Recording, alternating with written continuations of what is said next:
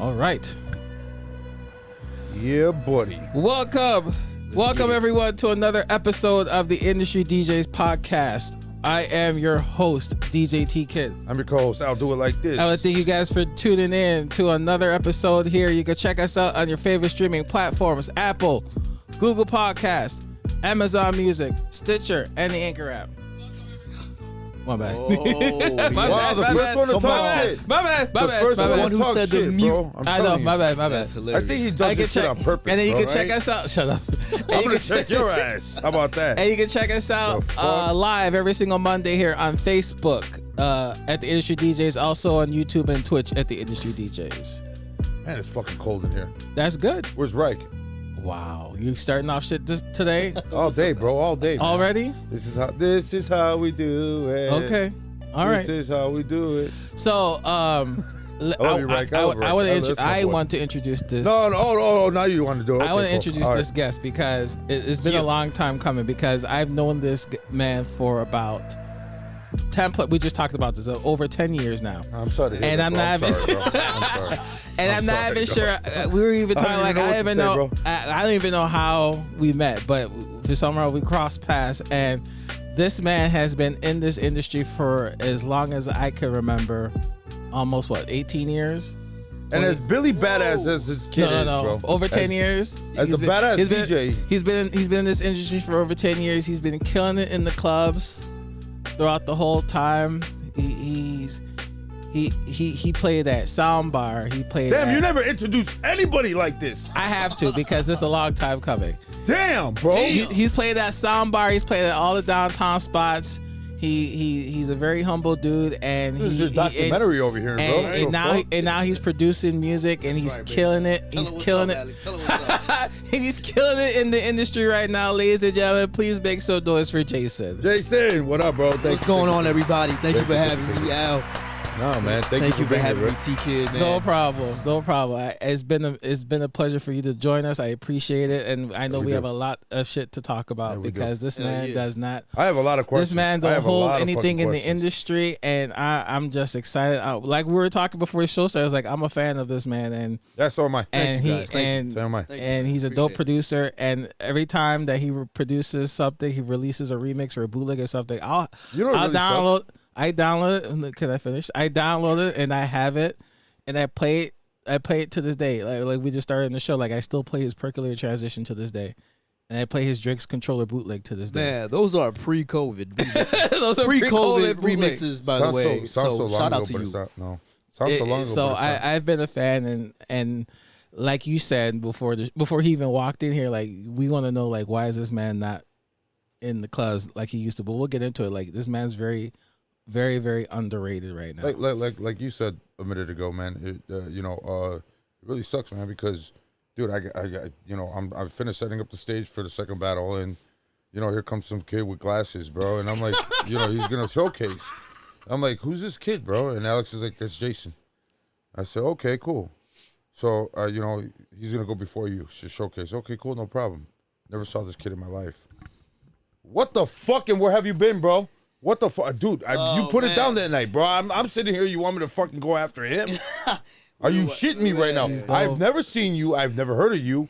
I've been around for a long time. I mean, 30 plus years now, but I've never seen you. I've never heard of you. Yeah. I'm on Facebook and Instagram a lot, and I check out the DJs, and I heard you. I'm like, dude, I'm looking, I'm watching, and no, nothing was premixed. Nothing. Everything you did, bro. You got a sick scratch. Your blends were on point.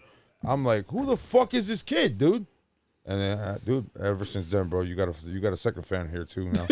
I'm like, I appreciate that, man. I appreciate. I walked up to you right before. I was like, holy shit, dude, you put it down, bro. You know what, man? And I how do I say this without sounding weird? But I like those reactions because everyone looks at me like, who's this short ass dude, bro? Hey, it's not that you're short, bro. There's nothing to do with your height, bro. Look at Trentino.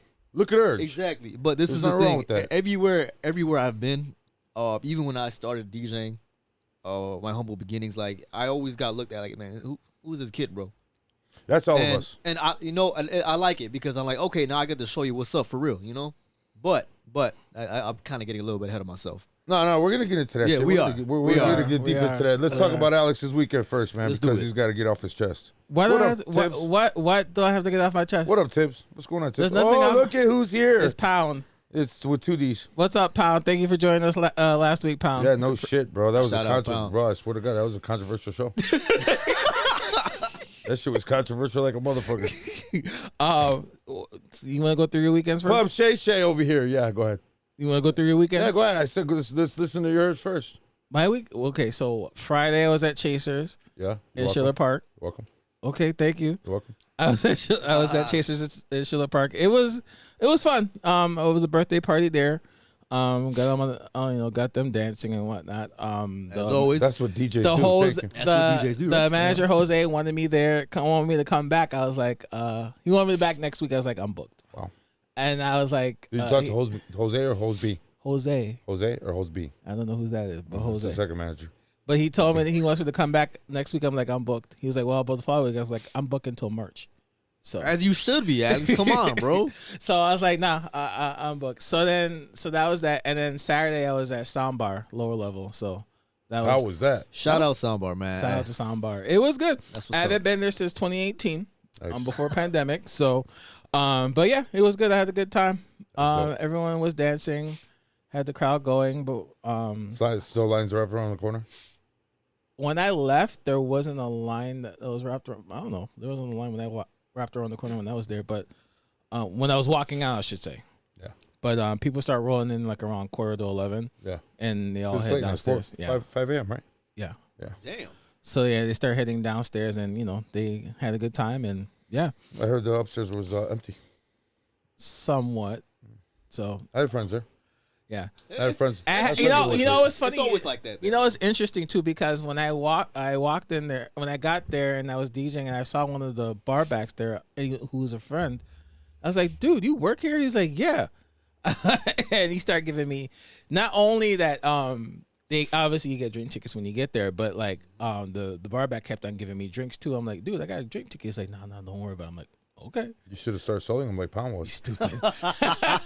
Hey, bro, it's a business. That's he trying to get you fucked up. Yeah. So shout out to Soundbar and for having me there. It was a good time. And then I stopped by Hacienda Suarez afterwards to do some drone videos and stuff like that. So real quick, just to touch on that subject that you said, there was 2 floors, right? Mm. Okay, the first floor was obviously up-tempo house music, shit like that, right? Mm. And the basement was all hip hop, top 40, rock. Top 40 oh, shit, it's still right? like that? Yeah. Okay. Now, that just goes to show you, and unfortunately, like we spoke about, when you have the different floors, what genre of music people relate to.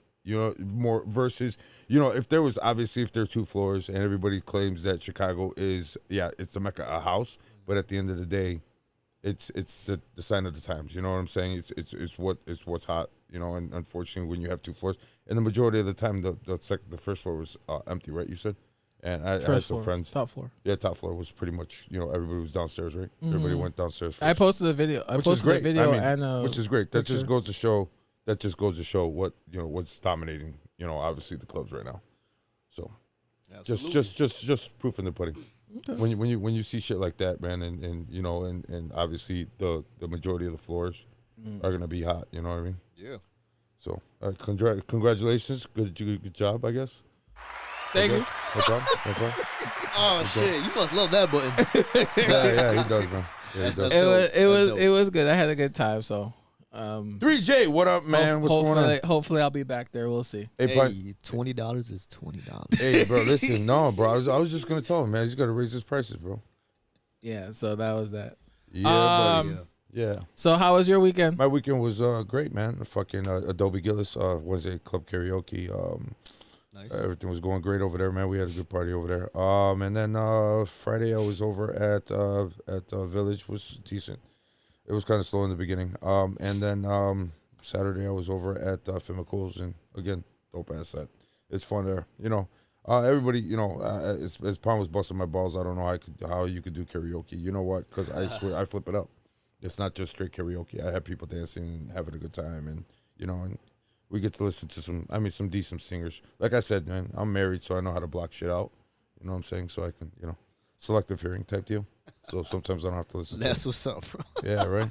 Right. How was your weekend, bro? It was great, man. What you do? I made my debut. Well, I can't even talk. At the Pearl Club. Are you from New York, bro? No. He's got a fucking New York accent. Nah. Yeah, dude. Yeah, you do, bro. I hung out with Envy enough to know a New York accent. I was born in Evanston, but I was raised in Chicago. All right. I know.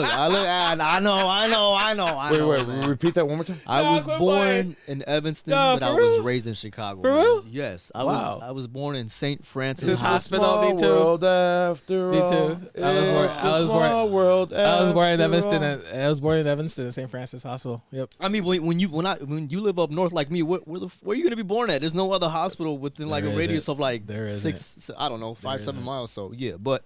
No, Al, I'm not from New York. Thank God. I thank God every day I wake up. I'm like, I am not from New York.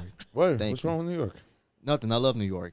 I love New York too. Some of the baddest DJs come out of New Absolutely, York. Some badass DJs, man. You know what? But even the more baddest DJs come from Chicago. Exactly. Course, yeah. So I'm a live and die on that hill. Yeah, there you go. There you go. So you made your debut. I made my debut at the Pearl Club. Shout out to TSA. Shout out to my boy Kareem for having me there. It was amazing.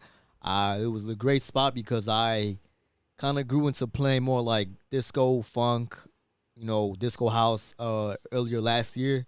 So this was one of the spots where I got to really like play that all night for 4 hours.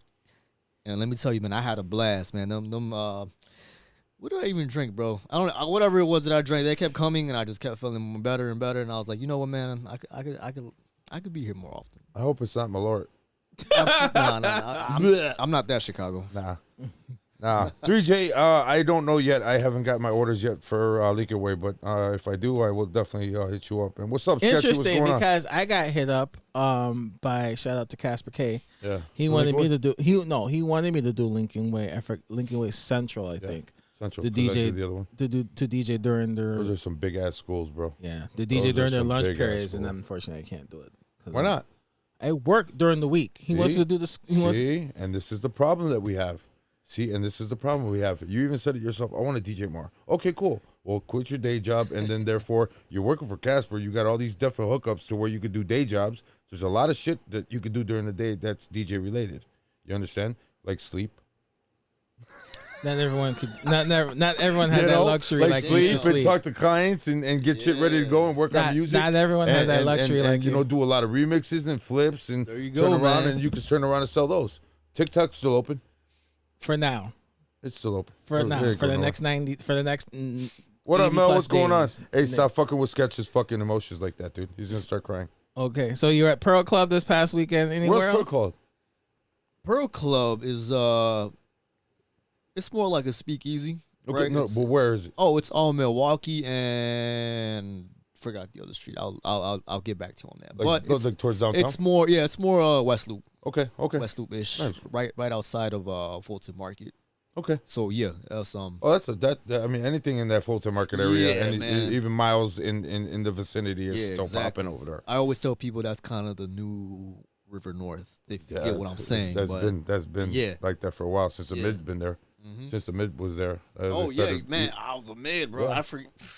I forgot about that spot. See, actually, Green Street, right down the block. Okay, so once you pass Lake Street, the next street over, like 2 streets over, I'm sorry, after, I forgot what that was, but right after that, by almost like, I think it's Randolph. Yeah. Randolph and Green Street, that was the first club called Alcatraz back in the 80s. In the 80s. I started there in like the 90s, early 90s, 91, 92. And that was a club over there. We had like little clubs in the area. It was so dope. Damn, that's so dope. That's way before I was. Not way before. I was right before I was born. Actually. Shut up, bro. Shut up. It's good to know, history. Yeah, shut up, bro. Quick, I'm not talking to you anymore. That's it. Real quick in the live stream. What up, Match? What's up, Match? 3J, what's going on? Jorge, what's going on, sir? You said Sketch. Nino, what's going on, Nino? Nino, what up? And I said Pound. Yeah, man. Shout out to everyone that's tuned in right now. Yep. So they came to see you, brother. They came to see you. That's what's up. Appreciate it. Yeah, that place was so dark, man. I almost fell down the stairs. Just there used to be Alcatraz. You used to walk in after you pay. Well, after people pay, you used to walk in. It was a platform, and then there was 3 stairs down, and it went into the club. It was so dope. And then that's where I told you that's where the DJ booth was almost like a clubhouse. They had wood ladders that you have to stick your crates up. Damn. Put to the side and then climb up there, and then it was dope. It was And you so see, dope. I'm glad I started DJing way after. Wait, you weren't even born in the 90s. I wasn't. You know what? Because me and my pops used to hog like suitcases of CDs, and I thought that was bad. Man, but bro. I can only imagine what fucking carrying crates back and forth, what that shit does to your back. I mean, you were working with CDs. Obviously, you're a turntablist as well, so you know how heavy those things are. Oh, okay, yeah. well, those were in separates, right? And then Right. obviously with the S9 or the S7s, you know, the newer mixers are more compact. Mm-hmm. Back in those days, those mixers were probably about Like the the rack rack mixers. mixers? Yeah, Yeah, the 19 rack inches. mixers. Yeah. The PP. Those mixers were like 30, 40 pounds by Jesus, themselves. man. You guys On are top of the nuts. 212s. And then we'd have, a lot of us couldn't afford the separate, so we had the Grundoffs, the Grundoff case, which was wood. So you put all that in one rack, and dude, you're probably that over close to 300 pounds, easily. And then trying to pick that shit, man, fuck that, with crates. And then we had to have half crates, we had the full crates. Yep.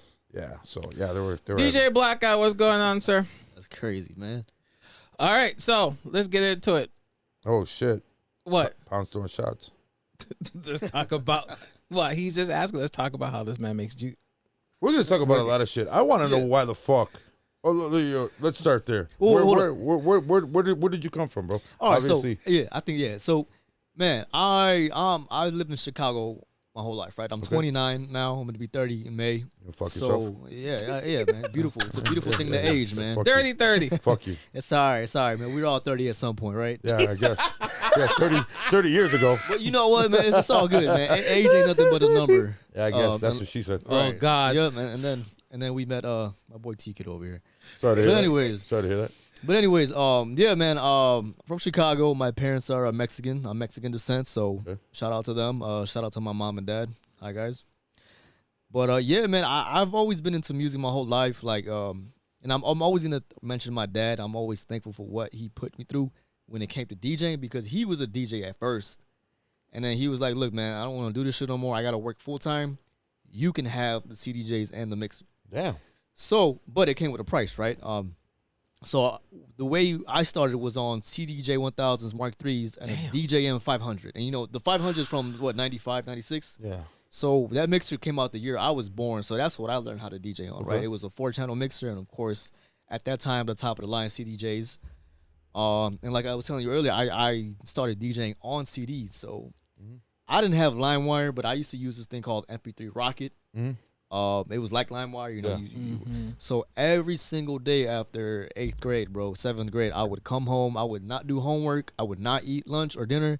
Go straight to the family computer and browse for music that I would hear in like DJ podcasts. Nice. Because I was heavy into listening to DJ Bam Bam. Yep. Hell. Steve Smooth, Mix and Mark, which Mark Stout now. Bad Boy Bill. Their podcast mixes when they were, they're still on iTunes and whatnot, but Alex Peace as well. And I would listen to their mixes and hope that their description had a playlist of the song names. So I would go on an MP3 Rocket and download those songs and look for them, and just spend hours in that spare room we had, and just blend and then try to make it sound, my mixes sound like theirs. Yeah. So that's what I would do for hours, bro. And then of course it was like 6, 7 p.m. and then my mom was like, "Well, do your fucking homework. What are you doing?" Yep. Absolutely. School first. Yeah, exactly, right. And that's also kind of why I feel that kind of coincides with my, I don't want to call it ADD because I'm not like professionally diagnosed, but I feel like with music it kind of coincides with that. Like it kind of goes with it, right? So that's why I would spend hours mixing the same songs until I liked how the transitions sounded. And then fast forward to 20 something. When I turned 18, once again, thanks to my father, he gifted me a pair of black 1200s. Not 1210s, but black 1200s. Is he adopting? I can ask him. I'm adoptable, and I can ask him. I cook dinner. I cut grass. You have a pair of 12. Shut your mouth. You have a pair of 12s. Shut your mouth. I want black ones. I'm not trying to be racist, but I want black ones. And yes, I'm a little bit backwards because I started off on CDJs, right? And then I graduated to turntables. And then once I graduated high school, then I had to buy my own stuff. And that's crazy that you said that, because now you're probably looking at these new generation being like, damn, you're graduating from a fucking controller. Exactly. What the fuck is that? But you know what, man? It's it's kind of weird because we like it's keeping up with times, right? Like 10, 20 years ago, there wasn't really no electric cars, and now look at it now. There's a bunch of electric cars that are breaking down. That are breaking down that are fucking trash, but whatever, different conversation. They blow up. Yeah, but look, man, the way you guys grew up was a lot harder than how I grew up as a DJ, right? And then the DJs of now, the TikTok DJs, I like to call them, the way I grew up to them was a lot harder than them. Because I guarantee you, the majority of the percentage of those DJs that are on controllers are not gonna kind of take a few steps back to learn on CDJs or turntables, unless they really want to, right? So it's kind of like that repeating cycle of like, okay, new technology, new standards, new technology, new standards. Of course, yeah. But I mean, yeah, that's kind of how I am now, man. I love using turntables. I'm trying to step away from Serato and go more into being, the DJ that's on USB sticks. Mm-hmm. But you can't do that with turntables. You can't, exactly. You can't. But until Record Box implements stems on USB sticks, and I'm gonna stick to Serato. They do, really. Yeah, they do. Somebody was just talking about that. Yeah, and I just saw something on YouTube about that, how to put stems onto your record box. It depends on the gear that you're using. So I know for a fact. I don't use record boxes. It's just something that I So I know for a fact that on the record box, if you're using the 3000s, you're able to use stems on the record box. But that's with the record box, right? Correct. Not just straight USB stick into the CD. No. No, actually, you're right. That's what I'm saying. Until it becomes like a norm, like Serato with stems, and then, that's probably one. House 13, what's going on? Stephanie, what's going on? What's going on, guys? How are you? So, but you also got to keep in mind, nobody just gets gifted fucking 1200. No, it's absolutely. So a lot of these people can't afford stuff like that. So I get that. Why they haven't. And I look into the camera. Guitar Center. What's up? There's always Guitar Center. Exactly. And I look into over there and just play with the shit. And a lot of people, I seen people do that too. And kudos to them, bro. But I'm gonna look into the camera and say, yes, I was absolutely blessed to have a supporting family, mother and father, to be like, look, this is what you want to do. Okay, we're gonna support you. But once you're at that age, you're on your own. Yeah, right. So I'm always gonna thank my dad for giving me those pair of 1200s, bro, because I still have them to this day.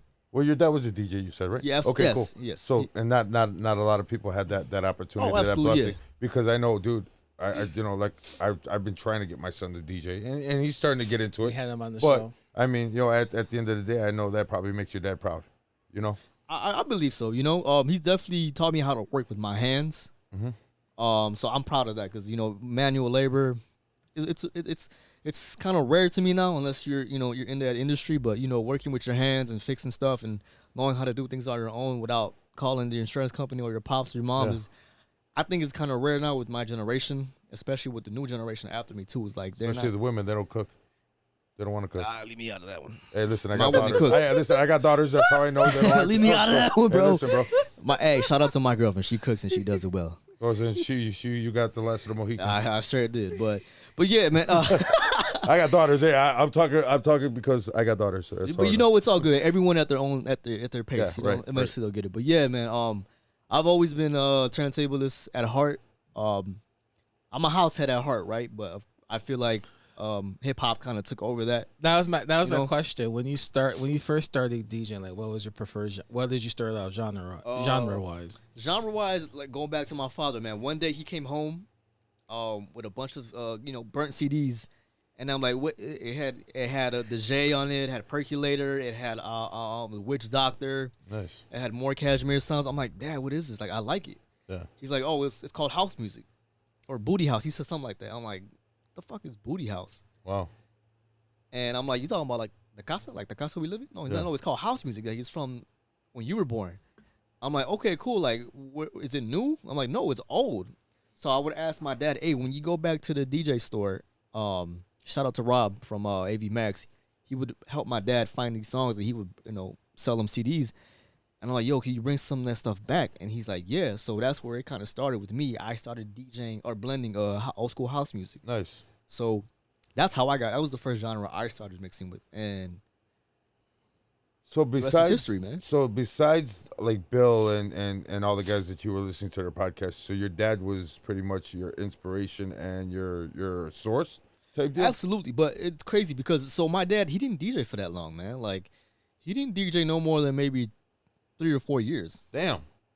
Yeah. Okay. His first piece of gear was so fucking hilarious, bro. I'll never forget it. He had a boombox with it was a two-sided boombox with a CD deck here, and a tape deck here, and a tape deck. The CD, yeah, I remember. And it had a little crossfader in the middle, and he would use that to DJ with, and he used that to DJ my first communion party, bro. It was hilarious because he hooked it up to the aux cord, and then it was wired through a console, and then the big PA speakers. It was hilarious, but it worked. And then eventually he got like how the Sony Dedos back in the day had the freaking box with the amp and the EQ and the CD. He bought that from Newmark, and then he got the CDJ 1000s and the Pioneer DJ. All in 3 years? About 3 or 4 years. Yeah, your dad's a baller. I mean, he wouldn't sleep a lot because he was always working. But yeah, like I said, kudos to my dad, man. He's definitely he's definitely my inspiration, bro. I wouldn't be here if it wasn't for my pops, and I'm thankful for my pops because I know not a lot of us in this world grew up with a father. Yeah. And if we did, it wasn't even a caring one, but I got blessed. I'm not going to say I'm lucky. I'm never lucky. I'm blessed.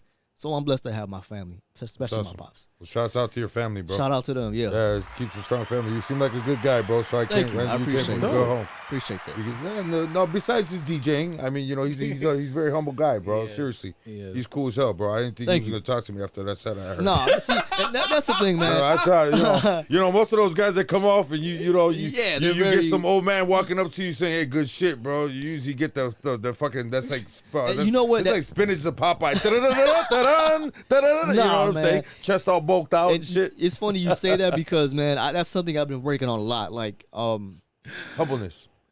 Well, the thing is, I've always been humble. I've always been cornered in by my shyness. And this is true. This is one thing I know about. Wait, you're shy? Yes. And you can't be. Hold on. Let me elaborate. Let me elaborate. So before Flyback was going upstairs. He's a cute guy. Hey, you know what? You're right. Because if I wasn't cute, then I don't know. Anyways, different conversation. Hey, listen, bro. That's for his podcast later on. That's for his podcast. That's for his OnlyFans. That's for his OnlyFans page. But I mean, the Flymax, thing is, keep your comments to yourself. Right? Bro. Come on, Flymax. Take your shirt off. No, I'm playing. Hey! Whoa! Hey, hold on. Wrong podcast. You're right. No, but for real, man. Kid Thursdays. Exactly. I've always been a humble guy, bro. But it took until 3 or 4 years ago to realize, like, if I know for a fact one thing I'm good at in life is DJing, or I know I'm musically inclined than most people, then I should use that to my advantage and not be so humble, but use it more as being confident, And I think sometimes now people think my confidence is mixed up with being cocky. Because there's times where I may sound cocky on Instagram or my posts, but I know it's not how I'm really interpreting it. I really wanted to say with my confidence, but of course, when you read something on Instagram and you be like, "Well, fuck this dude. What, he think he the shit." Well, I just know what I'm good at, and I'm gonna stick by it, right? If I'm not the tallest dude, if I'm not the most handsomest dude, if I'm not the smartest, I know for one fact I'm a badass DJ. Right. And I'm gonna stand by that, right? And like I said, it's not me being cocky. It's just I know what I know because I've done it I started at a young age, and I just know what I know, man. It's the 10,000 hour rule. Right. We're all way past it, right? Right. We're at maybe 1 million hours each, even more. Mm-hmm. So like I said, that's one thing I'm gonna stand by. Is like if there's one thing in life I know I'm really good at is being a DJ and producer. There you go. And you're definitely dope. Thank you. Proof is in the pudding, bro. Thank you. Thank you. I appreciate that. And 3J, yes, let's do that takeover for sure. Anthony Gonzalez, what's going on, sir? Vader, what's up? Vader! Hey. Vader! The bottle service DJ. Stupid. So I want to talk about your earlier days when DJing, Of Jyzn. course. So I know that when you started off, you're part of like some of the house party crews, and you start throwing. Oh man, yes. You're part of the party. Shout out to them, man. Can I shout them out? Go real ahead, quick? of course, man. Shout out to Dub Squad DJs. Shout out to Hit 'Em Up Entertainment. And I think that's where That's it. I think that's where I met you. Yeah. So you I know that we ran into each other at the Hit 'Em Up party. Yeah, we sure did. And Pound was there. Pound's in the live stream, sure you could tell the story too. Pound. What's up, Pound? With 2Ds. So that I forgot it was. I know it was at a banquet hall. I know that for a fact. It was at a banquet hall. What was it called? It wasn't Euro. No, man, I have that at the. I know it was on Southside. No, it was on the south side. I think it was on Cicero. You guys are so racist with that shit, It was bro. like Pulaski and somewhere. So racist with that shit, bro. It was Pulaski and somewhere, but I know it was on the south side. Yeah. And he, when I heard him, Quality. First of all, shout out to Quality. He's the one who invited me to this hall party, and it was dope. It was a lot. All of the DJs were there, and this one here stand out. And man, like back then he was killing it, and he's still killing it to this day. So like I wanted to navigate through this house party. Amantes, Los Amantes. There you go. There you go. Thank you, Mick. I appreciate that. There you go, Came bro. Right. Los Amantes.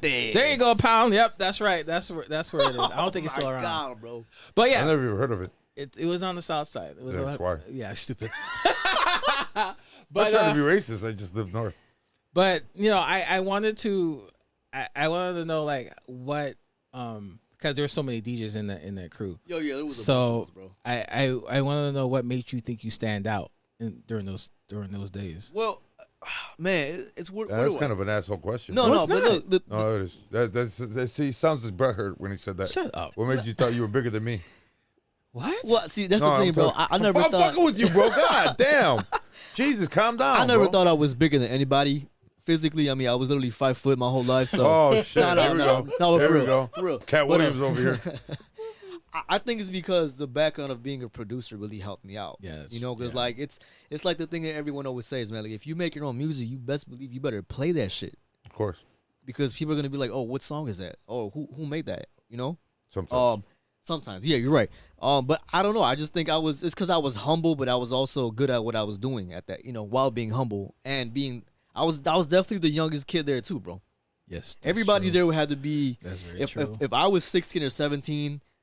The person after me had to be like 19 to 21, and then That's true.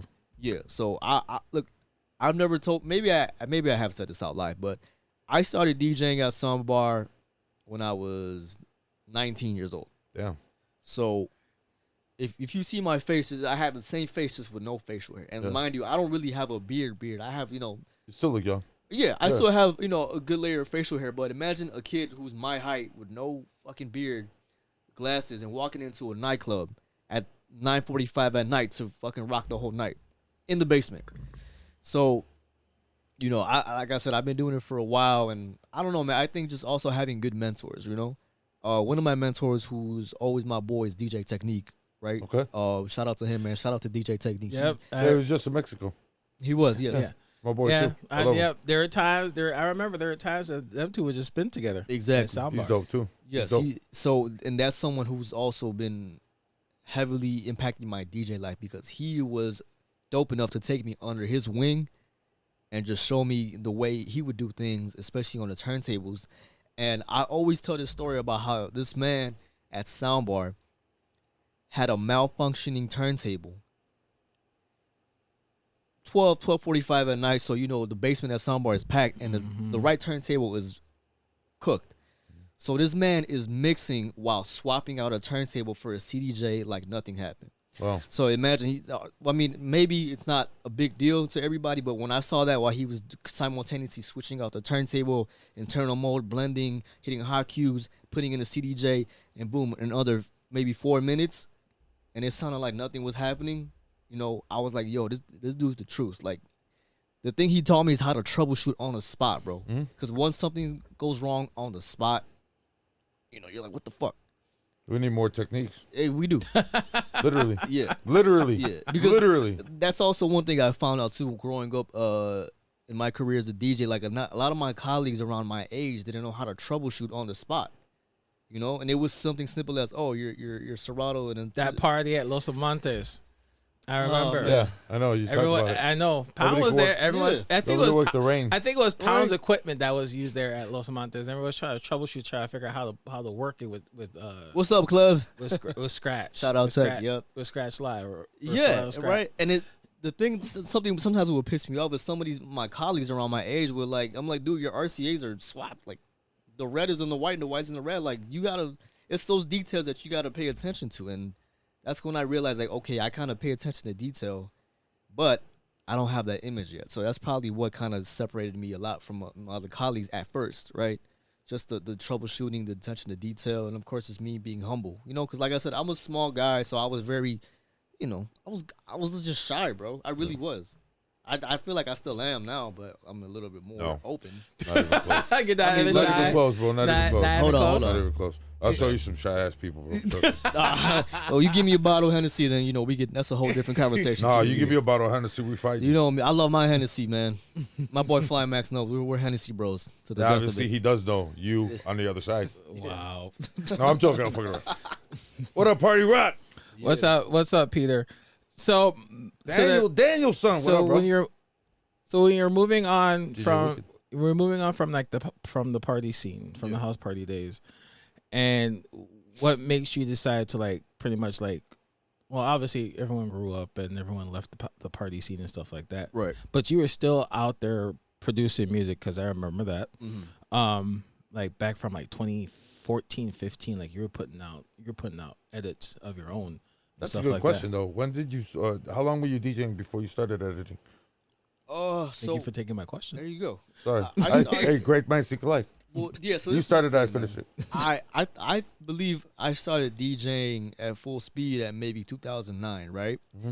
And then around the same time, my parents used to send me to summer camp, and I fucking hated summer camp, bro, because all I wanted to do was be a scumbag with my little friends and play Grand Theft Auto, be outside, fucking play tag with the girls at the park.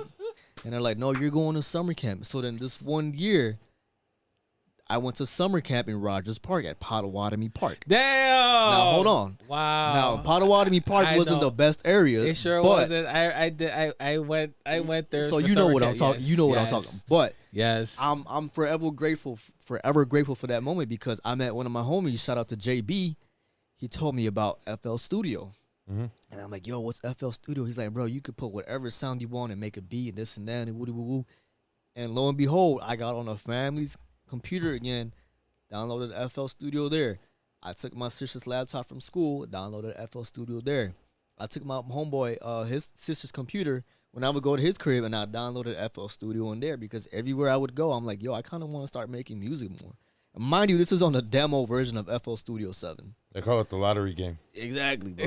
Loteria. All you gotta do is fill in the blank. So mind you, with the demo version, you can't save your projects. You could only render them to MP3. Mm-hmm. So mind you, I would not shut off these computers for a whole damn week.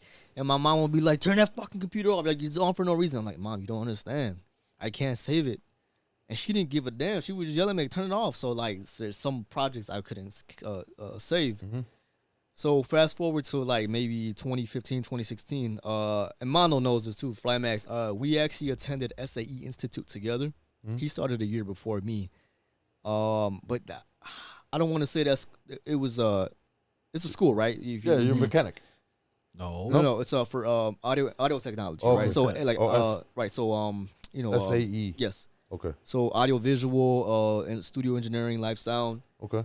So that's where I kind of got more into Ableton, which is my love and dear. See, you got to go to school for that shit. Told you.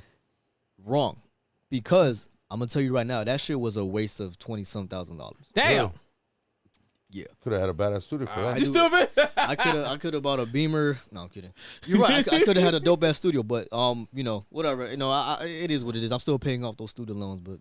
Whatever, it is what it is, but I'm also glad I went there, because I met some good people. I met another of my mentors, Rico Lumpkins. Shout out to Rico Lumpkins. He's a Grammy Award-winning producer and engineer, so shout out to him. That's my homie. Mm-hmm. Also my other homie, Johnny Bravo, another I've heard of him. Grammy, I've heard of both of those guys. Grammy Award-winning producer and engineer from Chicago. So I met them there, but once I graduated to Ableton, bro, I started really getting into the hang of like producing more, engineering, mastering, and also making DJ mixes in Ableton, which is a lot of what the radio mix show DJs do. Yeah. So that was kind of a step up for me. But yeah, I mean, like they kind of go hand in hand. I started around the same time, 2009, DJing and then producing. And like I said, man, to this day, Ableton is my love. I love Ableton. I love making music. There's nothing I'd rather do than to just sit down for hours and make music, bro. So, if you had to guess, just put out an estimate, like how many edits have you put out? That's a crazy question, bro, because a lot, like, so the thing is, man, in my infancy of being a producer, like, a lot of that shit I wouldn't even count, because, like, it sounded like ass. Yeah. It's like the first time you fucking become a painter, like, it looks like a fucking stick figure with a sun in the corner. Like, but you were proud of it. Yeah. At some point, I am proud of it, but... Feel the same way about my kids sometimes. No, I'm fucking around. Once again, I can't touch that one. But you know what? It's okay. But to answer your question, man, I would say close to maybe 1,000. Okay. And mind you, a lot of my colleagues, 1,000 is just their own beginning. Like I'm pretty sure a lot of my colleagues have produced over 1,000, 10,000 tracks. But the thing is about me, man, I like taking my time making music. Like every time I go on YouTube or look on these TikTok videos, these Instagram reels, these producers are like knocking out 10, 20 beats in a day. Yeah. That's not me, bro. You know, I mean, it's cool, but like quality over quantity, right? Yeah. I would say, but yeah, man. Okay. That's dope. That's dope, man. That's real cool, though. So Ableton's your way of the walk right now? Yes. Okay. But I will say FL Studio is king. Really? Yes. Wow. Do you produce? Yeah, I do. So once in a while. What do you use? I used to use Sony Vegas, and then I just got into again I'm using Serato Studio now. Okay, dope, man. Yeah. I'm glad you mentioned Sony Vegas. I used to use Sony Vegas before Ableton to make DJ mixes. Right. So you just took me back to that one, bro. Well, that's old school. You could do bro. some remixes, obviously, and stuff like that. A lot of guys used to do that. Yeah, for Sony Vegas. That's how I made that percolator transition on Sony Vegas 10. How old is Sony Vegas 10? Okay, so yeah, it's I haven't. back there. I haven't. It's been a minute. I haven't touched it in a while. It's still on my 2012 MacBook. There you go. Yeah. There you go. Wow. Yeah, man. What It's about, been a while. Do you produce, Alex? I don't produce. Have you tried? I take that back. When I started off DJing, when I stopped playing a lot of techno in the house, that's when I started making mashups. So I did use FL Studios when I was making mashups at the time. I gotta ask you this, bro. Go ahead. Your name T Kid, is it still because of Techno Kid, or It was. Okay, Yeah, so Isn't that ironic? So what does that T stand for now? Is it still techno? It still stands for Testicles. Techno. Shut up. Oh man, It still stands for techno. Okay. No, I'm fucking around. I was just curious. No, you're right. And I like T Kid better than Techno Kid. Right, because when I switched the name over real quick, when I switched the name over from Techno Kid to T Kid, yeah, because I didn't think I was getting booked at a lot more places because everyone thinks I'm gonna be playing techno all the time. So isn't that ironic? You're gonna think you're a white boy or something, and then you watch this black guy playing hip hop. Right. So what then, the fuck? So then I decided to shortening the techno and just make it T and then just T Kid, and that's how that works. Makes sense. And now I'm just I'm still rocking out clubs and stuff like that. Once in a while, Chris Lau is funny, but once in a while I'll still play a little bit of some trance and stuff like that. But I can't until the last time I did that. Speaking of, man, shouts out to Chris Law, DJ Nino in the building. What's going on? Sam R. Hey, he's another short guy. So here's but since we're talking names, yeah, what made you switch your name from Blend to just Jyzn? I was gonna ask that because I was like, who the what's up? Who that in the when building? When he started off, he went by DJ Julio Blend. Sierra. What up, bro? I did. So the thing was, I just like how it sounded, right? How it came off the tongue, DJ Blend. But then I realized short after, there's a freaking guy in a Chucky mask named DJ Blend. I was just gonna say that, dude. Everyone thought I was DJ Blend on Facebook. I'm like, no, bro. Like he looks short too. Yeah, he's another paisita from Cali. So is he? Yeah. Oh, he's paisa? Yeah. No shit. Yeah, really? he was. Yeah. I remember that. That was like a drive-by master. Back in 2010, that man was blowing up. Yeah, but they were booked. He had YouTube on a chokehold with his Dirty Dutch mixes and shit, and all the party lights in his room. But that's another reason why I changed my name, bro, to Jyzn. But I'm gonna change it again. Yeah, but he had the 3 backwards. Yeah, right. he definitely had it. Yeah, just like that. So, DJ Blend somebody 3. just said it. Oh shit, just like that. But that's crazy.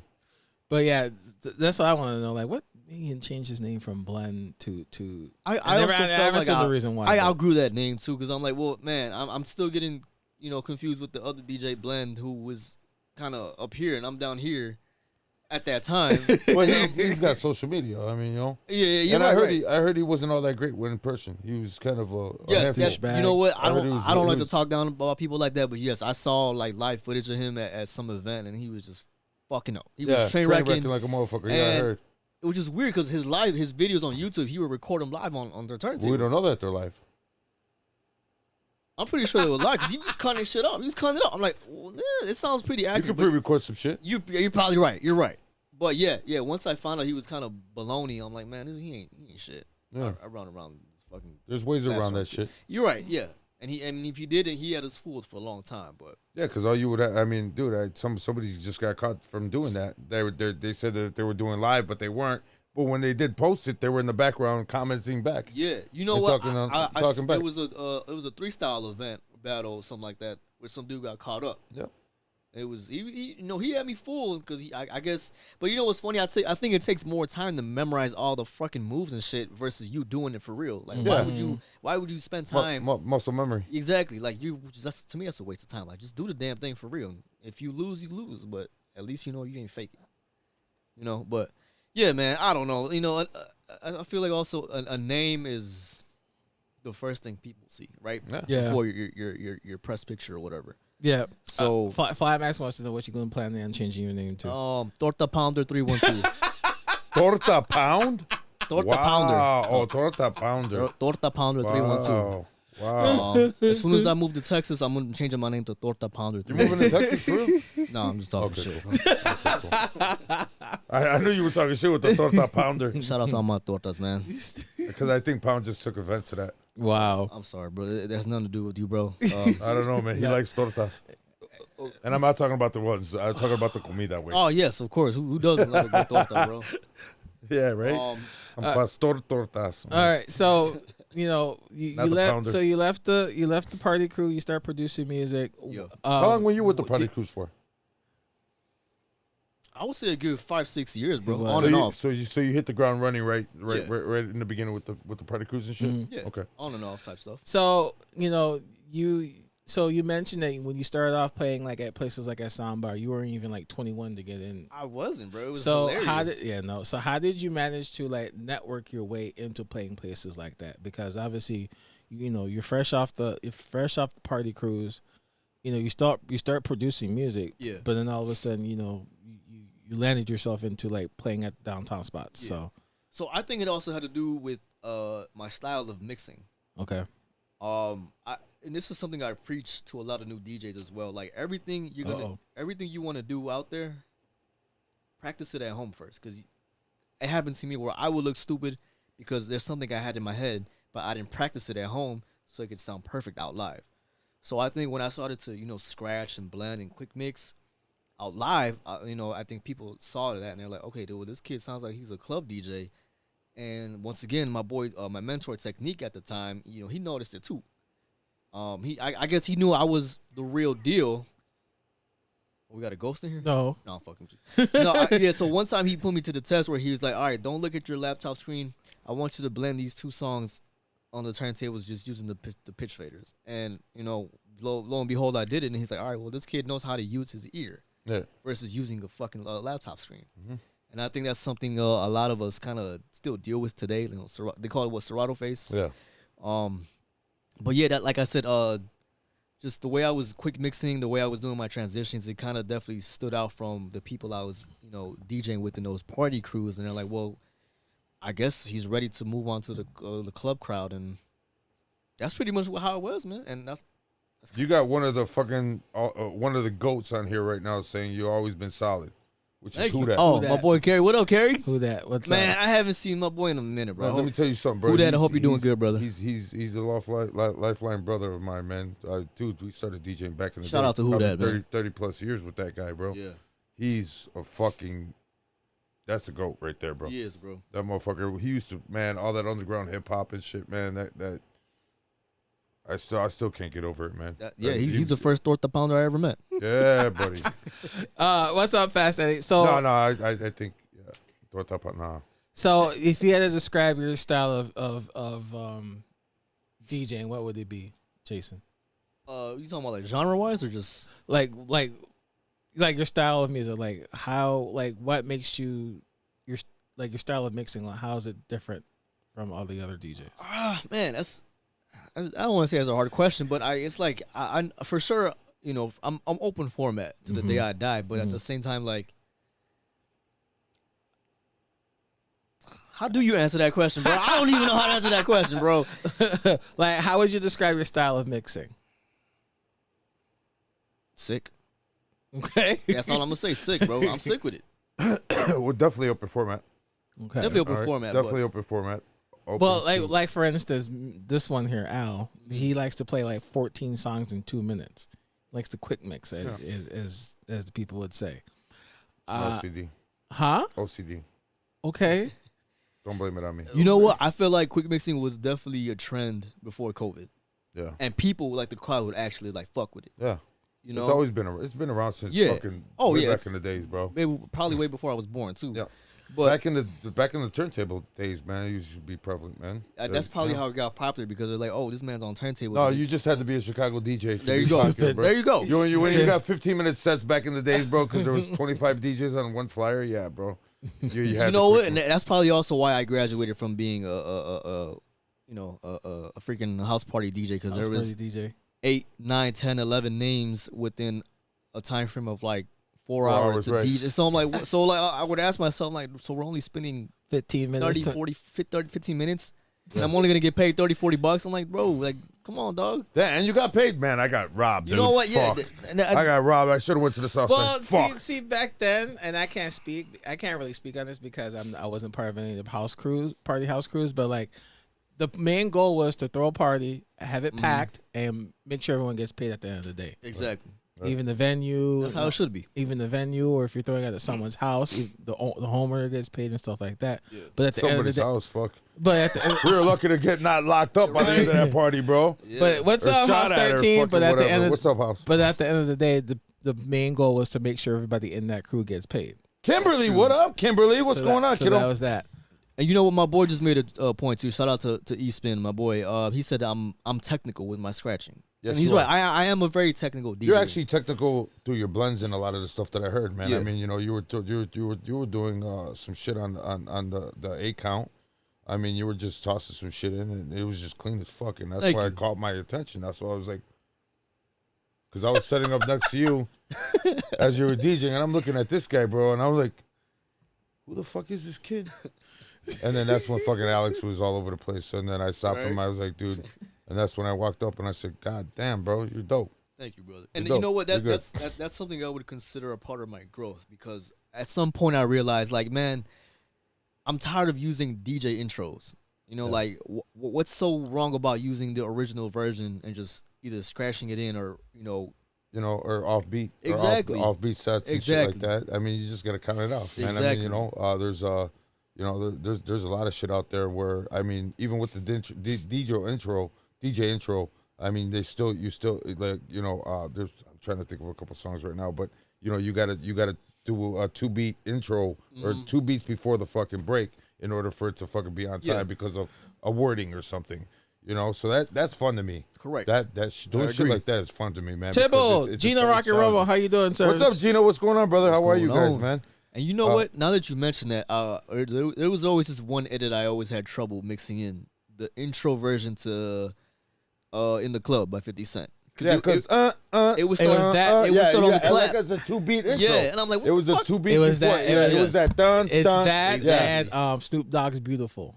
Yes, because it's like dun dun dun dun. Yes, exactly. Yeah. But then, oh shit, damn, bro. Yeah, you're right. And you know what? I just did that too in the club too this weekend, and I used the original because it was a family event and the DJ break that I had, and I was listening to it. I was like, oh shit, that's right, I gotta go 2 beats before the break because it's dun dun and dum dum dum dun. Yeah. That's crazy that you talked about it. That's another thing. I'm glad you mentioned that because I also noticed too when I was kind of growing up more into more of a mature DJ, I noticed not a lot of DJs know how to count or start the song off beat. They're always used to that. No, they're off beat, but not for the count. Try to say that train wrecking. Whoa, shots fired. Man, and I get it, right? If you're not musically inclined or if your background is not coming from music producing, you're so used to that first downbeat count that it's like you're expecting that to happen, but not all the time. That's not how this works, right? So, But yeah, man, like I said, once I started not using DJ intros, I felt like I was getting a little bit better because I'm like, well, I don't have to rely on this dumbass intro. Like, it's too easy. Like, exactly. Once DJ got too easy for me, I got bored of it. Right. I got bored of it, and Well, I mean, as far as again, sometimes we don't know if they're using the original because you could set a cue point for that first beat. Yes. Instead of having it, so I mean, yeah, it'd be off. You know, it'd sound kind of off, but once you're blending in, and they just cue point it after those two beats per se. You know, Absolutely. and then it start. You know, and then you started from the first cue point, so it'd be right on point. So I mean, a lot of people we don't know, but yeah, that's kind of, I don't know. Can we use the word lazy? We can, you know? and you know why? Because lazy, because you don't want to learn the original. Exactly, you don't want to learn how to, not be comfortable with the versions of the songs you're using. You're always depending on the intro edit, which is cool, right? Like if you're someone who's not super technical and you're just DJing just to DJ, fine. But if you, in my opinion, if someone considers themselves like a hardcore DJ, like how the hell can you not use the original version, but you're only sticking to intros, right? But it's like, again, it's not that serious. Nobody cares except other DJs, right? You know, shouts out to Jeff and all the guys and stuff like that. But I've been getting into a lot of the original stuff, like the original, yeah, like Teddy Pendergrass and Al Greens and stuff. And I've been listening to a lot of that a lot lately. And I'm feeling that. It's just so funky. I love the sound. Oh yes, bro. It's just so dope. And when you were saying that earlier, man, like I said, I've been incorporating that into my mixes lately, and people are feeling it, man. They're absolutely, bro. Like older music is timeless, and it just, to me, is way more groovy. Like, if mistakes happen in those recordings, it was a good sounding mistake. Right. And I think the most, at least to me, the best part of those old school songs is the bass lines. It was so funky, like you feel it. Right. Exactly. You're feeling it, and it's the original, and you hear it, and people get excited, and then all of a sudden it just drops into the Al Green or whatever. Exactly. And people are like, "Oh shit." Or then you get these fucking young kids that walk up to you and be like, "That's stolen." What the fuck did you just say? That's Kendrick Lamar's, and they stole it from him. You know what? I know you give me shit for saying that I'm old, but that's when people say that to me. That's when I feel old. No. I'm just saying, like the new Kendrick's. When I hear music, they don't know the original sample. Yeah, you play the original sample, and the kid walks up to you, and that is not Kendrick Lamar. No shit, bitch. No, I'm glad you noticed that. They stole it from Kendrick. I know they did. All right, buddy. All right. Yeah, Google it. Google That's hilarious, bro. That's hilarious. It's funny though, but I mean, right? it's it's great, it's man. It's true. It happens. But 99% of this stuff, and I can't say it enough, is just it's just relooped from, it's sampled from. Oh yes, recycled. Recycle. And back in the days, hip hop was notorious for that. I mean, they would use little snippets, you know what I'm saying, of, like Mardi Gras was Rock the Bells. Yep. Mardi Gras was actually a jazz song called Mardi Gras from back in the 70s, and they flipped it, and Run DMC flipped it into Rock the Bells. So it's just, I mean, shit like that. It's just to listen to the original is like where they took that little snippet, because that little dun dun dun dun dun dun dun, the bells was actually just a little snippet in that song. It's a 2-bar, 4-bar loop. Yeah, it was like a 4-bar loop. That was it, man. And when I listen to it, it's just it's like nostalgia. It's like, damn. It's like looking at your firstborn and saying, damn, that's dope. Yeah. You know what I'm saying? It's dope. I don't know. I love it. I agree with you on that, man. I love it. Sampling. Yeah, Luther, bro. Luther Vandross, man. He's just got a lot of shit. Even the original shit you rock, and they love this. You know what I'm saying? It's different. So I throw shots out to you for, doing that too, because not a lot of people do that. Agreed. 15 years that you've been DJing, Jyzn. Damn, I think so young, man. 15, almost 20. And a beast, bro, and a monster. Just about 15 years. So I think I could ask this question. So obviously growing up, there's both of us are in the same, because I've been DJing for like almost 20 years now, 18 years. So I think that we're close in years of experience of DJing. So I think I could ask Jyzn the same question that I asked all of our guests. What do you think about the industry now as DJ, especially in Chicago, from your past? Oh, man, well, I don't want to say the standards have dropped, but I feel like they have, right? Because I feel like maybe the community was a little bit tighter back then. But then again, I wasn't as involved as some of my colleagues, right? Because you go to some of these places, you know the doorman, you know the manager, you know the bartender, you know all the staff. But me, like I said, I was always behind the scenes in the beginning because of my age. But from what I would hear, from what I would see, you know, nothing much has really changed. But I feel like there's still a huge group of solid DJs who are still just tight, bro. Okay. They're tight because, you know, that they support each other.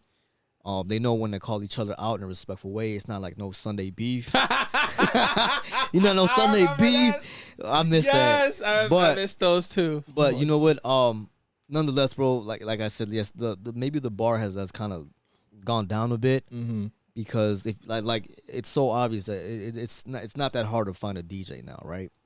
Yeah, Chicago, right? Chicago's saturated with so many DJs, especially nowadays. Yeah, almost everybody is a DJ in Chicago. And when I started to notice that, okay, nowadays there's DJs getting paid $40-$45 an hour, I'm like, well, hold on, something's not right. Like when I started, the standard was $50, right? And it was probably $50 way before I even started DJing. And of course, as you age and as you improve, your rate goes up. But you know, I'm seeing like some of these DJs are getting paid $45-$40 an hour, and I'm like, well, what is that?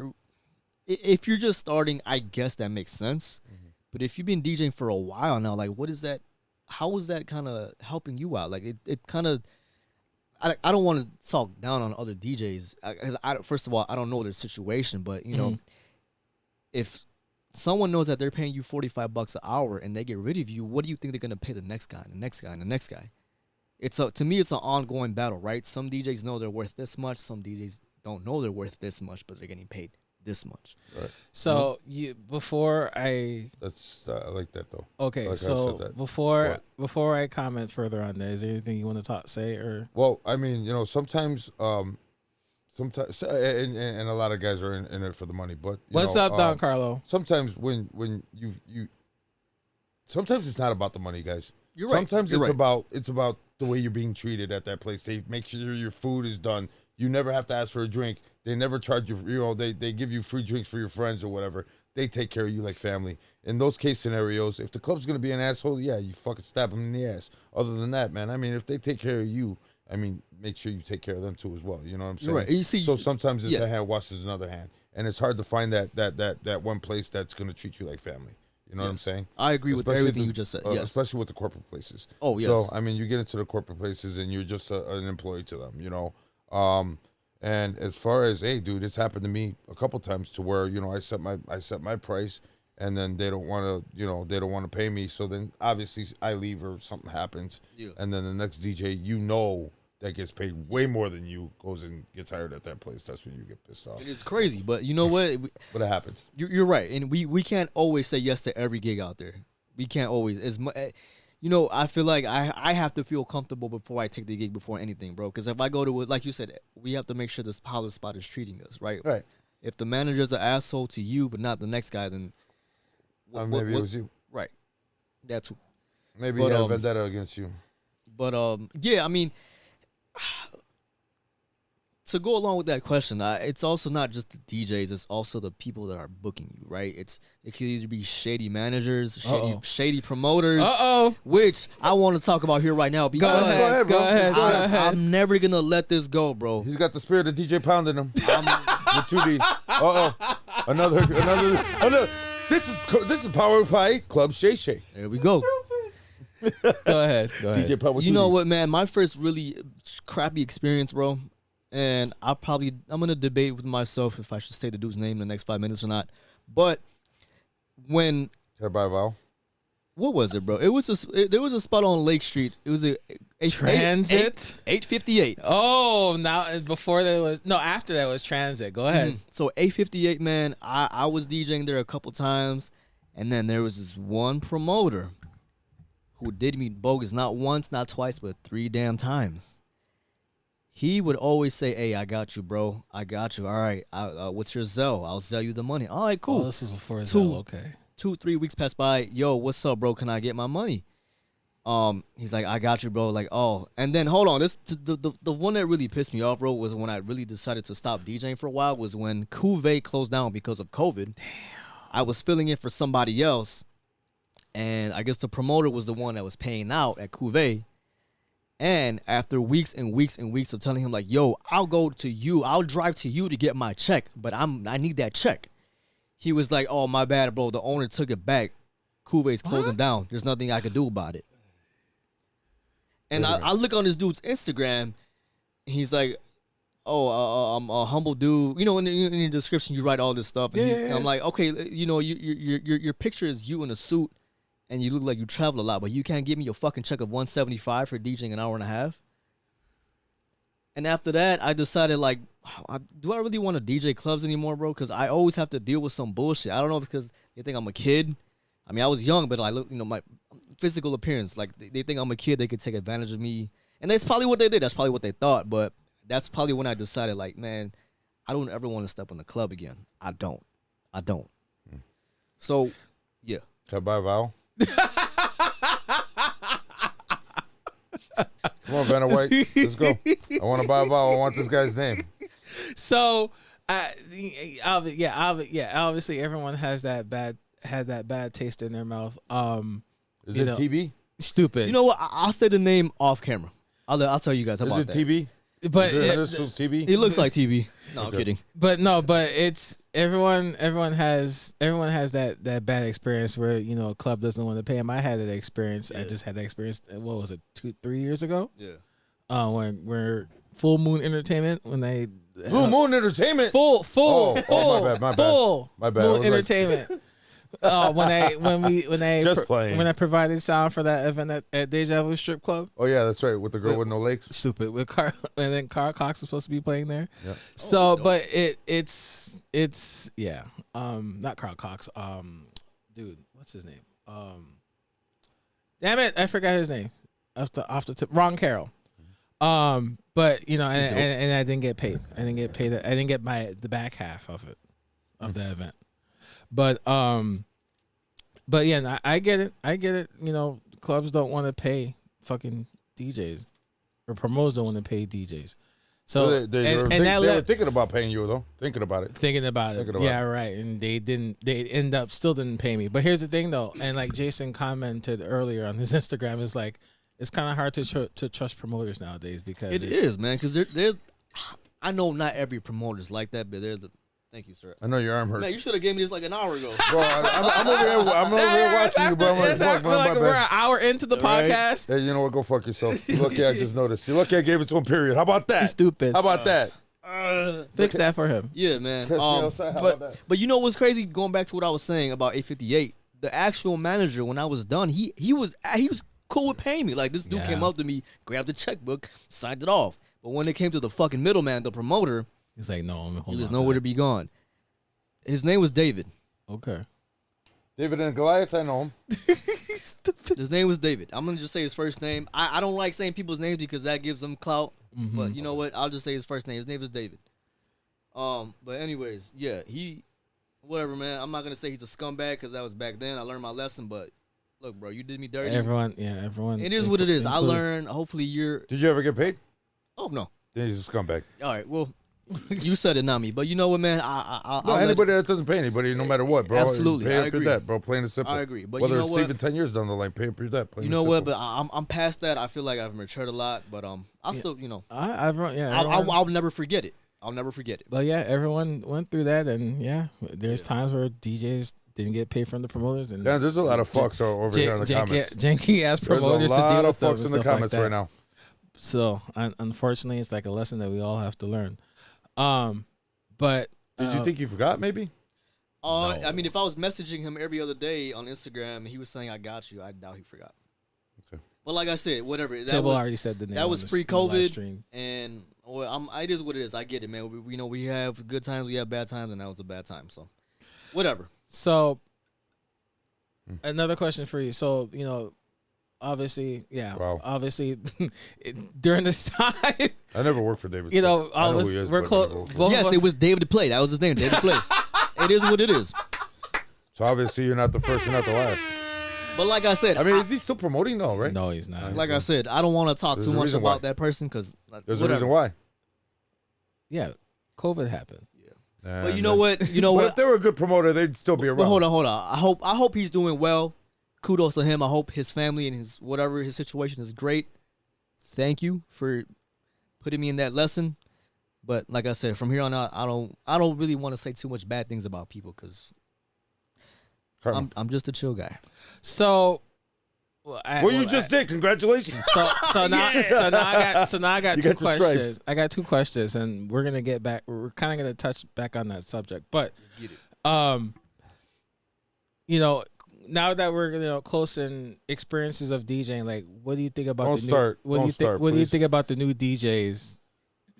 Don't start. Shut up. What do you think about Gerb, don't please don't DJ GM. Please don't what do you think about the DJs that started off DJing now? Well, you know what? The ones that are starting now, I'm gonna give shout outs to them because some of them are actually trying. Mm-hmm.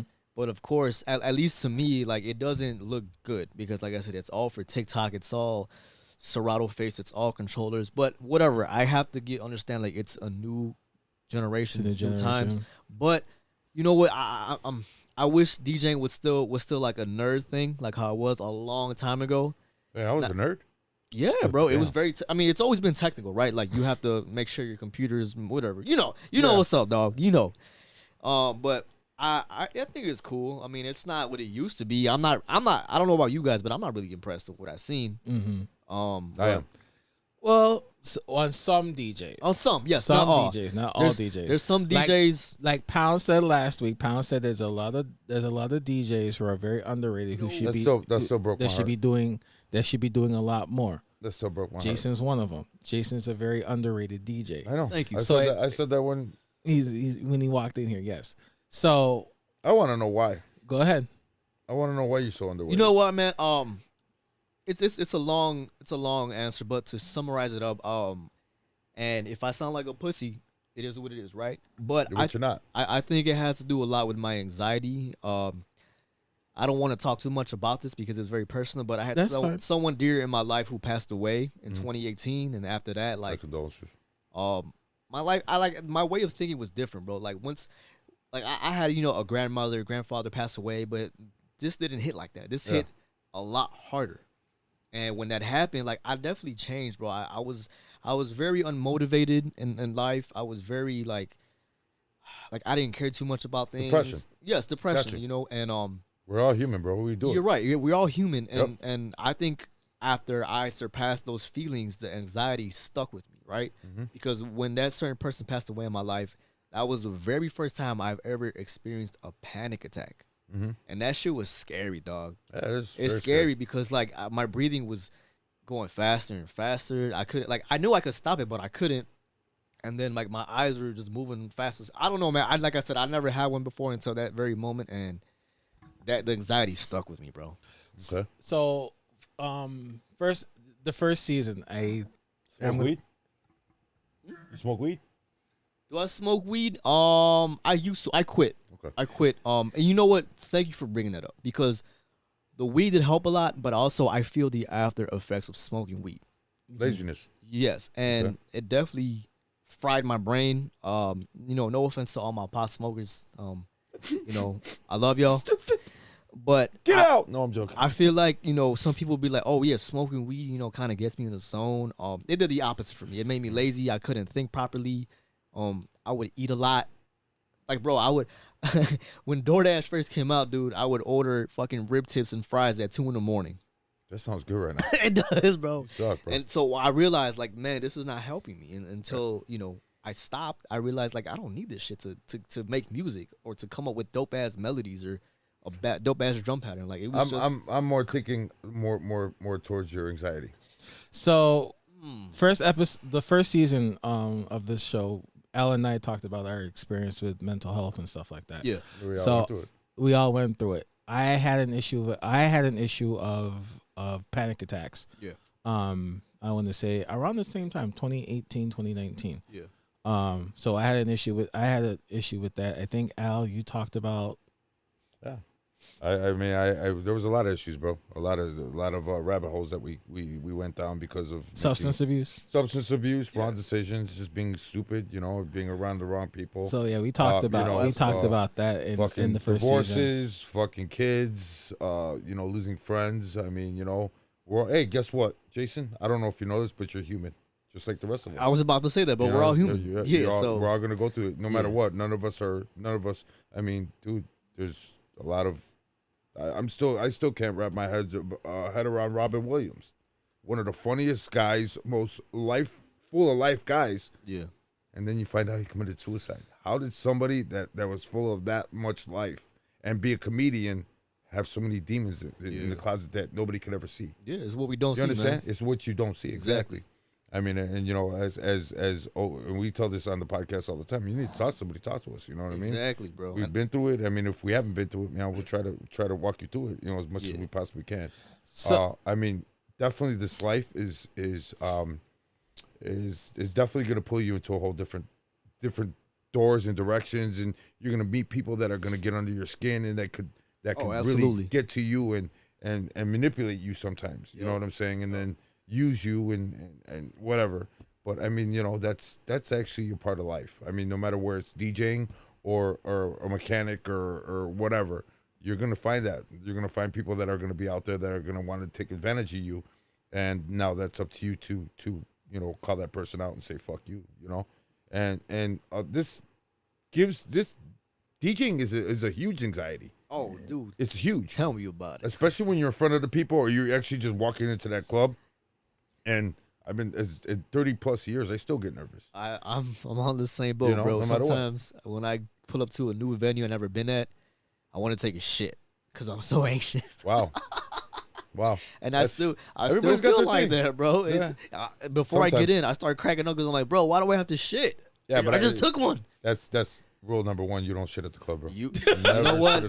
Oh, never. God, before nor after, never shit at the club. Can I confess something here, guys? Go ahead, bro. I once took a shit at Gold Coast when it was called Play. Oh yeah. And it stunk up the bathroom, and the bathroom attendant was like, "Little man, you fucking this bitch up." Hey. Till this day, I'm a bathroom attendant, bro. If you watching this somehow, some way, I'm sorry I stunk the bathroom up. I'm sorry. Yeah. You never do that at the club, bro. Yeah. Because people remember shoes. Oh, stupid.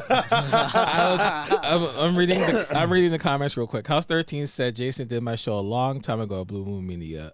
Fly Max said that he's honestly one of my favorite DJs in Chicago that doesn't get enough credit. I shit in the lot.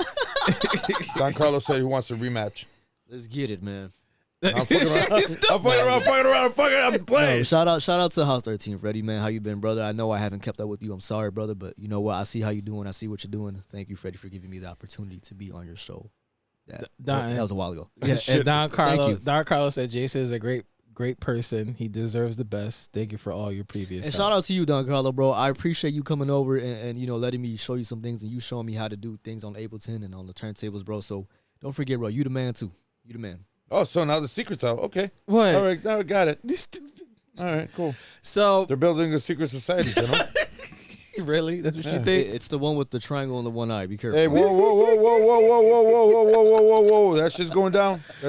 You better come up with a new logo, my friend. No, but for real though, like I'm still trying to wrap my head around this because I was talking to another DJ. Like, why do you think that you're so underrated? Because it's my fault. That's something I'm gonna say forever. The same thing. It's my fault because I'm not gonna lie to you, man. Like it's due to me being lazy, and I'll admit that right now. Like there's a lot of times that I'm lazy and I'm still lazy, and I'm definitely working on that. And I'm thankful for the girlfriend I have now. She pushes me to be unlazy. So thank you to my girlfriend Christina. I love you. Is she a Latina? Absolutely, sir. Hey, you got one of the lucky ones. Yeah. You got one of the lucky ones, bro. She's dangerous too, but yeah. That's how I like him. I swear I saw y'all at the gun range. Who that over here taking Instagram? a shit? Man. Who that over here? I'll clean that up for 60 DJs. Stupid. Yeah, no. Man, but nobody can fix it but myself, right? Mm-hmm. Like it's like when there's a recovering addict, he can't recover unless he wants to make that first step to recovery, right? It's kind of the same thing. Like I'm gonna be underrated for the rest of my life if I keep it that way. But listen, if I take the steps to like stop being a little bitch and like, yo, Jyzn, Wake up. You're better than that. Put yourself out there. Do this. Put a video now. Put a video here. Schedule a reel to come out this day. Put out more music. Then that's when I'll see change come, and I will be not underrated anymore. But see, here's the thing. I'm gonna disagree with you a little bit. You're at that. I think you're at that point that your ass don't even need to put up like a TikTok or a Facebook reel or something like that. Like, but that's what it is now. I get it. That's I know the generation. I know. This is the generation that does that now. But you know, he's. I mean, look, I don't put up TikTok reels or. Now you do. Now I do, but before then, you go live on Facebook. I do live. You mix. Yeah, but you're rich. But I don't before even like I started doing the lives or the Facebook reels or stuff like that. I was still getting booked. I was constantly being booked at different spots. That's why. Okay, Jyzn was out there too. I never saw him like that. So ask the question that you always ask our guests. No, because so is it who you know or what you know? I would say it's who you know, but also you have to know what to do, right? Because and I switched it up. Yeah, but you know it's he watches the show, so that's stupid. Look, hold on. Biased. That's biased. Stupid. It's biased. I want to know if you guys can agree with me on this. It's majority of it is just politics, bro. Ooh. And I'll tell you why. Because you've been to a venue and you've been to a venue where the DJ that you're like, let's say it's a day you guys are not working, you just go. The DJ is fucking ass. But he's opening up for fucking Afrojack. He's opening up for Bad Boy Bill. But he's ass, right? I'm not saying those guys pick terrible openers, but they might know the owner. They might know the manager. They might know the booking manager. And they're not the best DJ, but they're up there because they know who they know, and they're probably still getting paid a really good amount just for them to be mid.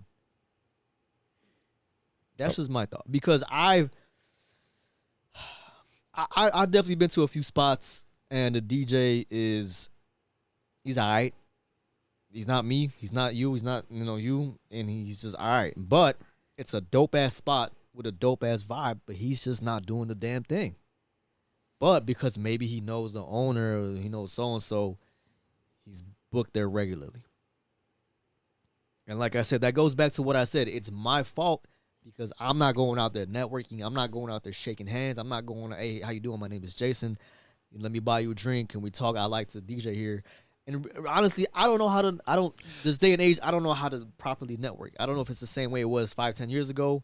So what? So like when you got into places downtown like a sound bar or any other River North spots, how did you make your way into there? Did you not network or? Because I knew people who were in charge of the booking there, and I knew them prior, and they were like, okay, well, Jyzn will give you a shot. You come these few dates and you DJ here. Okay, but like I said, man, it's definitely politics, and it's definitely who you know most of the time. Okay, but yeah, if you can't back it up with skills and the next person knows you're a whack DJ. You're booked there because you know somebody. Okay. So. Damn. You're speechless, Al? No, I mean we've heard this a million times, but it's absolutely true. It's absolutely true. It's what you know, but it's who you know, but it's what you know is what's going to keep you there. Yeah, exactly. And you got to be on top of shit. You got to be on top, especially on a downtown club, because it changes every 5 fucking minutes. You're absolutely right. It does. It changes every 5 minutes. One group wants, especially, back in the El Jefe days and stuff like that. It was a constant, in the beginning, it was a constant revolve.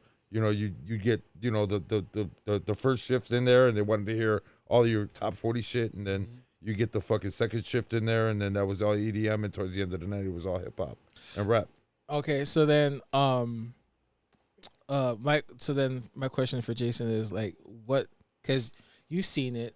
I've seen it, especially in the Chicago market. Like, what about the politics, the DJ politics? I feel like it's always a negative more than positive, or maybe I could be wrong. Maybe I'm just looking at it the wrong way. But I feel like someone is hating on the next person, bro. And it's always between when it's something community wise, it's always someone hating on the next person, bro. And it's the same thing with the producer community, right? The people who talk down on producers is the next producer. Because they're like, oh, your beat is a fucking simple 4-bar loop. Well, like, yeah, but the simple 4-bar loop are the beats that make it into the top 40 charts, that make it into the fucking YouTube videos with millions of views. But I'm over here making a beat with like a bunch of melodies, counter melodies, switch up flips. Nobody wants to rap over that because it's so busy, right? So like I said, the only person who cares is the next DJ or next producer. Yeah, you know. But like I said, I don't want to think like that anymore about the the DJ community. I feel like we should definitely be more tight, man. Like we should definitely look out for one another. You know, technology is advancing. Why shouldn't we? Right? Like, yeah. Like Don Carlos said, social media is it's a killer right now. It's a killer, bro. It's a freaking poison, bro. It's a killer. I hate it and I love it. That's how, most DJs, obviously that's how nowadays that's how more DJs, probably get their gigs. Because before even Facebook or Instagram or Twitter, all that shit blew up, you pretty much have to walk into some of these places. Right. Now you could just send a DM to like a bar owner or a club manager or something like that. But does that really work? Hey, book me. Here's my I wouldn't say most of the time it doesn't, but it doesn't. No, because I'm gonna tell you guys on the truth, and I said this a million times. When my bad. When I was at Park Tavern, and Park Tavern was hot, man, and I was the main resident there.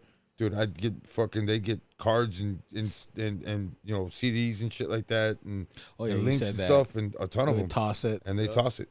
They'd be like, here you go at the end of the month. DJ Voodoo, what's going on? Voodoo, the photo guy. What's up, bro? What's going on? So, yeah. So then this leads to another question that Jason have on his Instagram. Since we're talking about like how there's so much politicking in the Chicago market in DJing. Doesn't that lead to like, how bad this DJ world is corrupt in Chicago? Chicago's corrupt.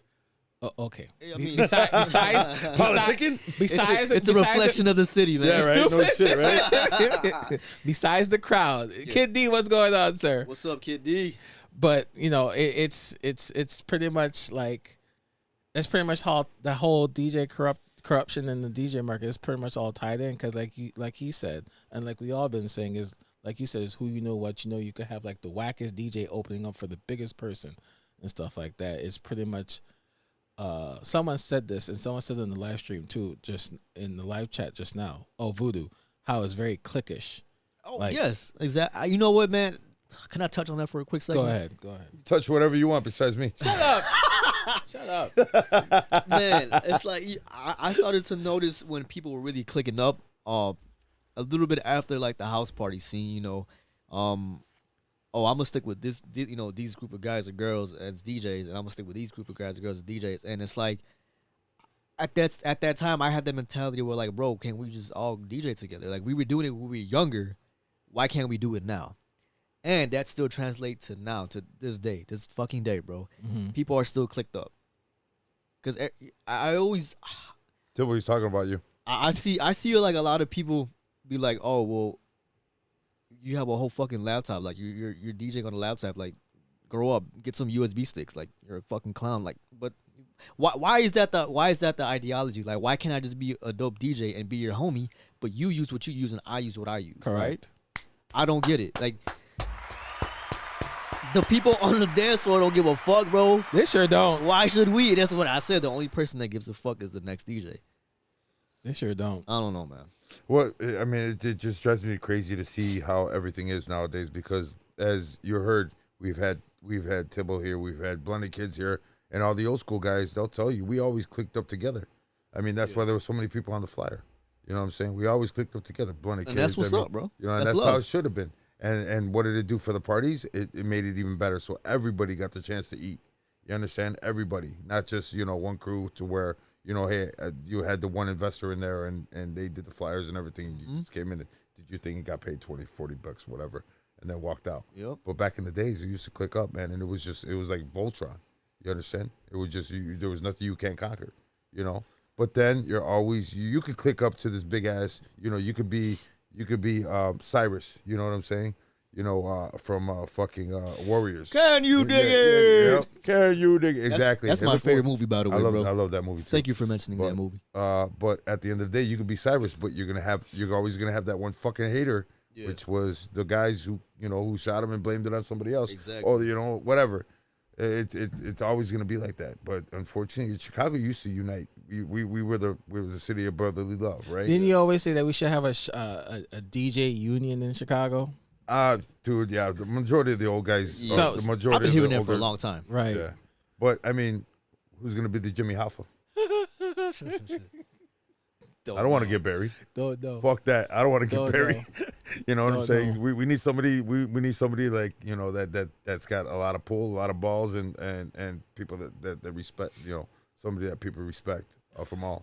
And then if you get caught out of the union and you're DJing, we break your legs.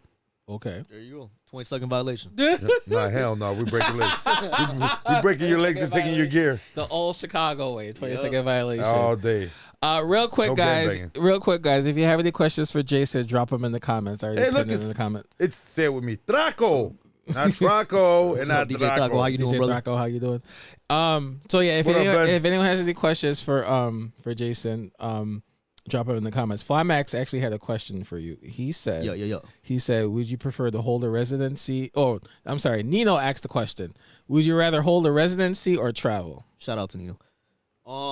Fuck Nino. No. Why not both? I love him. If you only had one. Well, if I had to pick one, I would say travel, because from someone who's rarely travels, bro, I wouldn't mind seeing the rest of the world while doing what I love, So that's definitely I think that's a good answer. So definitely travel. Barb had the question. Yeah, Barb, this is I love this question. Shout out to you, Barb. I love this question. In your opinion, Jyzn, what is a great DJ? A great DJ to me is someone who can cater to himself and the crowd at the same time, right? It's I don't know who said this before. I think it was Jazzy Jeff. He's like, play music that people didn't know they wanted to hear at the right time. I think he said something like that. That was the oldest, yeah. There's two separate DJs. There's ones that go and they're going to play music that the crowd wants to hear. Yeah. And then there's the other DJ that's going to walk in and play the music that they didn't expect to hear, but they loved it. Exactly. But also, I think what also makes a great DJ is a great crowd, right? Because if you're one of the greatest DJs and the crowd is just standing there, then do you even feel like a great DJ? You kind of feel like, well, what am I doing wrong? Sometimes I get that. But it's okay. Because if you know in your head, all right, I'm a dope-ass DJ, then it was just the crowd's fault, then whatever. Shitty crowd. But, yeah. It's hard. It's hard for me to Nonstop. I'll never forget this day. Nonstop came to see K7 when K7 was here. Actually, Pound was there at one of those freestyle shows. And, dude, my heart dropped when I saw him. I mean, Nonstop. Nonstop's always been a hero to me. Dude, shout out to DJ Nonstop. Yeah, he's always been humble. And he's cool. And, I mean, I've known Nonstop when he was with K7, oh, for real? I mean, Damn, even before totally that. Forgot about that. Yeah. So, dude, fucking his father was a motorcycle llama, and my dad was a part of that crew too. So, nice. I mean, so it was kind of a big circle. It was crazy, but that one day that I saw him and I got off deck and I turned around and I looked at him like, oh man, bro, said what's up, man. And I said, I hate when you show up. It was like, why? And I go, bro, because fucking I lose my shit, bro. And he goes, what do you mean? You're the man, bro. You're the shit. Dude, so, I always wanted to be like him. So if we ever have Nonstop on now. So if we ever have him on the show, because each of us got his number, you would lose your shit? I would lose my shit for sure. Oh, yeah. Dude, he's a beast. He's a monster. That'll be a long episode. I mean, dude, we're talking about, I remember seeing this guy in the DMCs and that from there. And we're talking back in like the early 90s. Yeah, he's a dog, man. Yeah, he's dope. And he's such a humble guy, bro. I remember we booked him at Scores and I opened up for him. And yeah, I know. Right after that, I'm like, he turned around and he goes, bro, you put in as much work as I did, bro. I'm like, well, I'm nowhere close to you. But when other DJs get humble, you know what I'm saying? Yeah, of course. Show that. But I mean, when he said that to me, I was like, get the fuck you, bro. Why are you lying? Shut up, bro. Stop it. I think that's what we need more of, too, man. Don't be surprised when humbleness. Don't be surprised when he's one of the guests on the DJ battle. We definitely need more of that, bro. I would love it, bro. More support, bro. Yeah, I know. He's a great guy, dude. And again, very busy man. Everybody's got problems. Flymax had a question for you. He said that favorite small venue that you got to play your favorite tracks. That's a tough one because I've had a lot of them. But If I'm being honest, I'm gonna say one of the venues I'm spinning at sometimes. The Giant Penny Whistle in Pilsen. Oh, okay. Because shout out to my boy Jay Stereo. And shout out to Thick Grooves. I love that. First of all, I'm on turntables, and I can play my edits. I can play R&B. I can play house. I can play anything Latin. I just like having an open format groove where I can just go in. Mm-hmm. But besides Penny Whistle, I definitely love playing at Sierra, which is one of my residencies in Fulton Market, because it's also kind of the same thing. You know, it's a lounge. It's groovy, it's laid back, and I can play a bunch of dope edits. But like I said, spots like that are not clubs, bro. I think any venue that's not a club where I could, have the freedom to play what I want when I want is my favorite spot of all time, bro. Yep, and it's those little bars. I'd rather play little bars where I can play whatever the fuck I want versus going into the big clubs. Real quick, and DJing for 1,000 people. Real quick on Twitch, we got Foms312 and Foms, what up, bro? How you been, man? Sharonka on Twitch. Damn, I have never seen Foms, bro. Shout out to you. Did you just say Humps? Foms. I have Foms 123 312. 312. I have not seen that man in a minute. I was like, what? I haven't seen that man in a minute. Hey man, shout out to Foms. He made a lot of my cover art for songs I released a long time ago. So shout out to him, bro. Crazy. He's been talented for a minute, bro. Yes, so shout out to him. He's He's sick with the cover art. Yeah, that's wow. I haven't seen that man in a minute. Barb wants to know what motivates you. What motivates me? Some medium cooked steak and a fat ass. No, I'm kidding. We become best friends. Who's your favorite actor? John Stamos. The Mighty Duck guy. Fresh Spin, what's going on, what's sir? up, Fresh Spin? How you doing, Julio? Man, for real, what motivates me in whatever I got going on is just people that show that support me, because when I feel like when people support me, even if I'm having a really bad day and they say, hey, man, did a good set, or hey, man, that song was dope, that kind of drives me to keep going, because if I could only have so much self-validation, but when I know I'm putting in work and other people see it and they say good job or thank you for putting me onto that mix or song, I feel a little bit better about myself. So it's definitely, the support and generosity. So like I said, well, this guy, just thank you to Alex T Kid because of you playing that track. That's how I heard. Oh, that's why I was just about to say from his latest pack, the eclectic edits. Like I played a couple of his tracks over that when I was at. I still play it. Like I played during my live stream. I played it at Hacienda Suarez a couple times, and yeah, people were loving it. I loved it. I dig it. So thank you for saying it correctly, because a lot of people say electric edits. It's not. It's eclectic edits. So thank you for that. Edits, of course. See, what did I tell you earlier? We talk about people and DJ Rex here. What up, Rex? Right. What up, Mr. Rex? So actually, I was talking about you because it's freezing in the studio right now. So my question is for you then, Jyzn, and I just want to know why you don't want to set. I get everyone has bad experiences, but it sounds like you done from setting foot in clubs. Look, man, I'm gonna be real with you. The only thing that'll motivate me to go back in the club is a fat ass paycheck. For that hour and a half that I'm a DJ for. I'm not DJing more than a half. Miss Chicago and what's going on? I'll just keep it real. Okay, who's here? Miss Chicagoan. Shout out. Miss Thing. Shout out, Miss Thing. How you doing? Chicagoan, we need you on the show. Hurry up. Stop bullshitting. I already heard. No, man. Don't worry, because we're good. obviously, yeah, I get it. Everyone has bad experiences, and it sounds like from that moment, like you were done stepping foot in the clubs and stuff like that. Yeah, because so I guess it was just bad timing, man, and also because I didn't know how to be the businessman myself at that time, and I was, like I said, I was barely 20. I get it. 21, 24. I was there, and we all live and we learn. Look, bro, I didn't start my LLC until 2022, so that says a lot, right? But I don't know. I just feel like I can get the same or even better pay at like bars and clubs. I mean, and lounges and speakeasies without the extra drama. Without all the drunk ass people, without the security guards thinking they could fucking. I feel like at this time, especially in the clubs that I played at in the city, it's I don't even be like we don't talk. Shut up. we don't even talk to promoters anymore. Like we go directly through management, and that's how it should be, because I feel like at least the promoters that were around a couple years ago, they kind of dug themselves in the hole for their business, whatever, the way they conducted business. Now it's not promoters, it's collectives. Stupid. That ass. I get it. Am I right or wrong? I get it. Yes, There's more collectives than there are promoters now. I get it. And back in the day, it was more promoters than were collectives. So now they're collectives. I get it. They're promoters. Freshman said they did.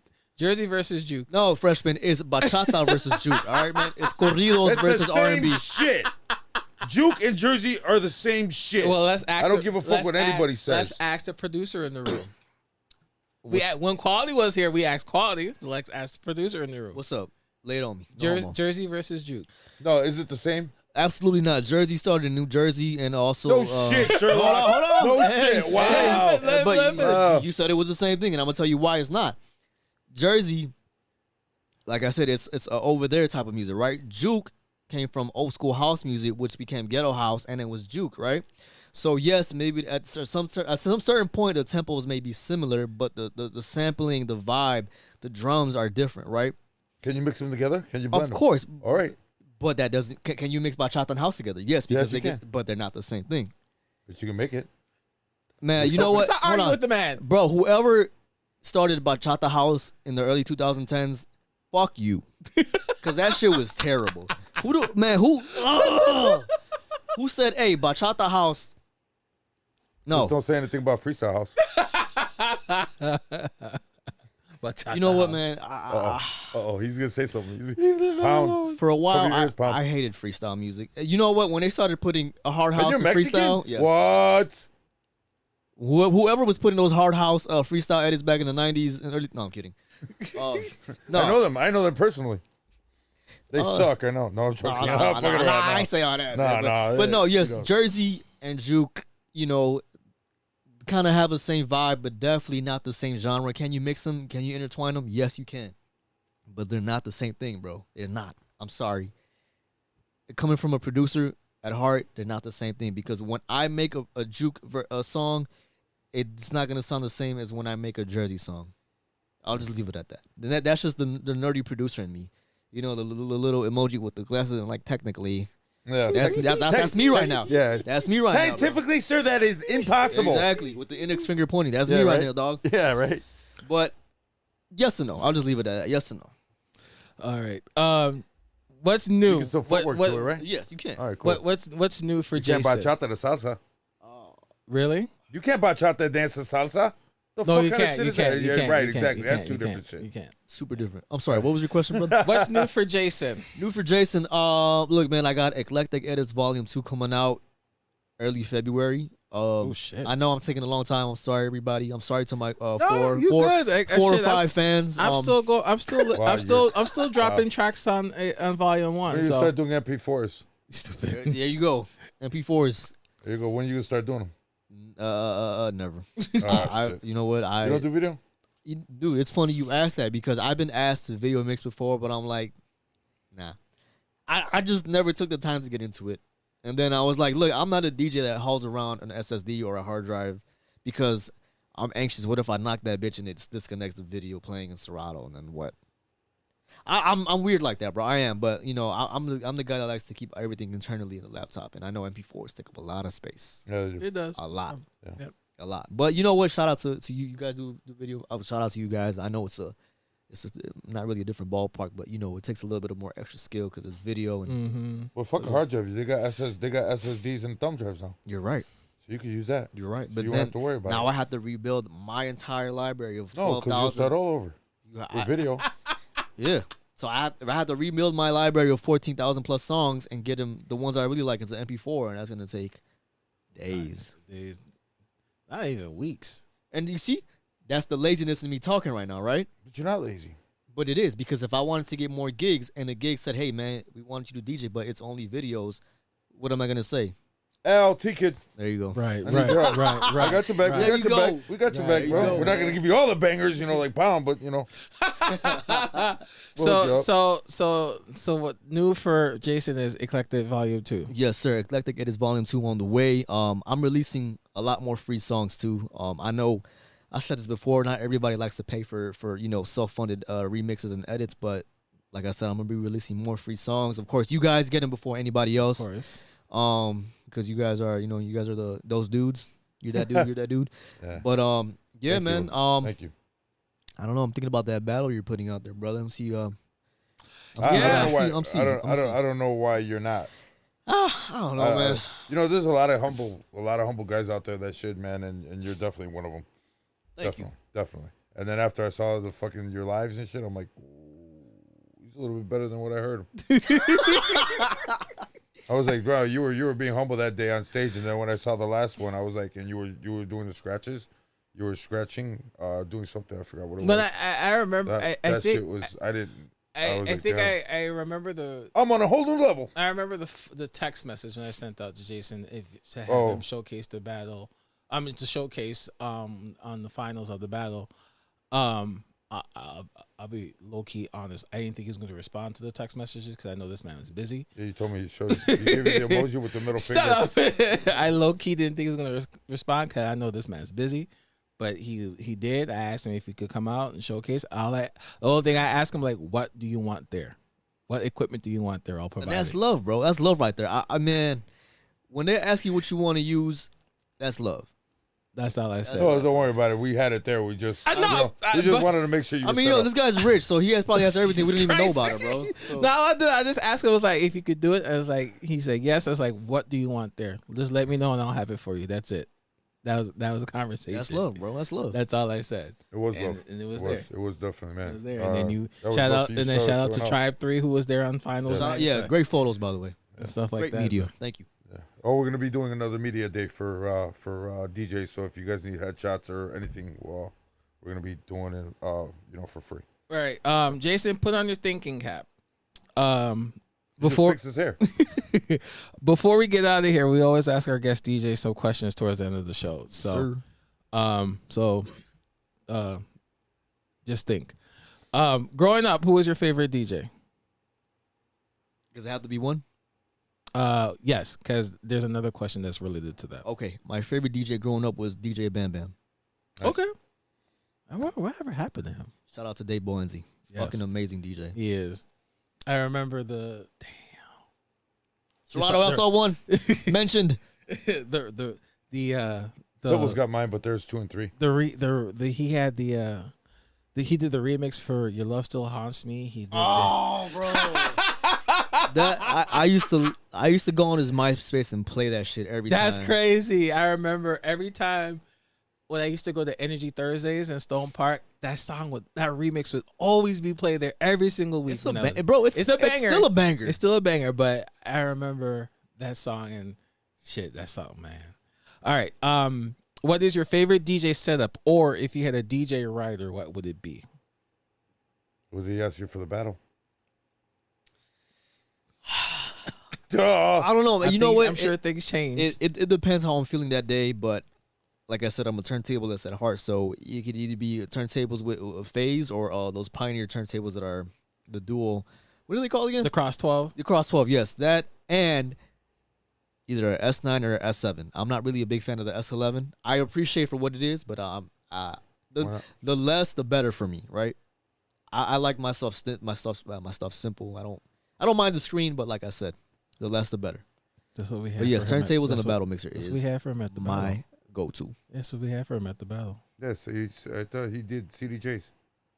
Wasn't it? Oh, I was on the turntables.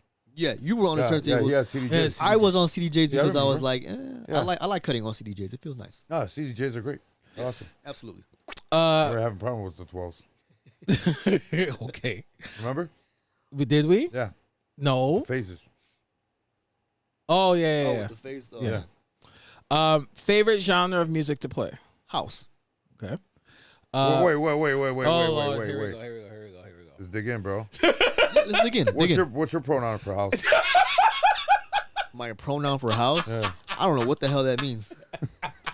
There's so many different fucking genres of house. Okay. What's your pronoun, bro? I like. We're gonna start asking that. Stupid. What's your pronoun? It was just made up probably a couple years ago, but it's called Ghetto Jack and House.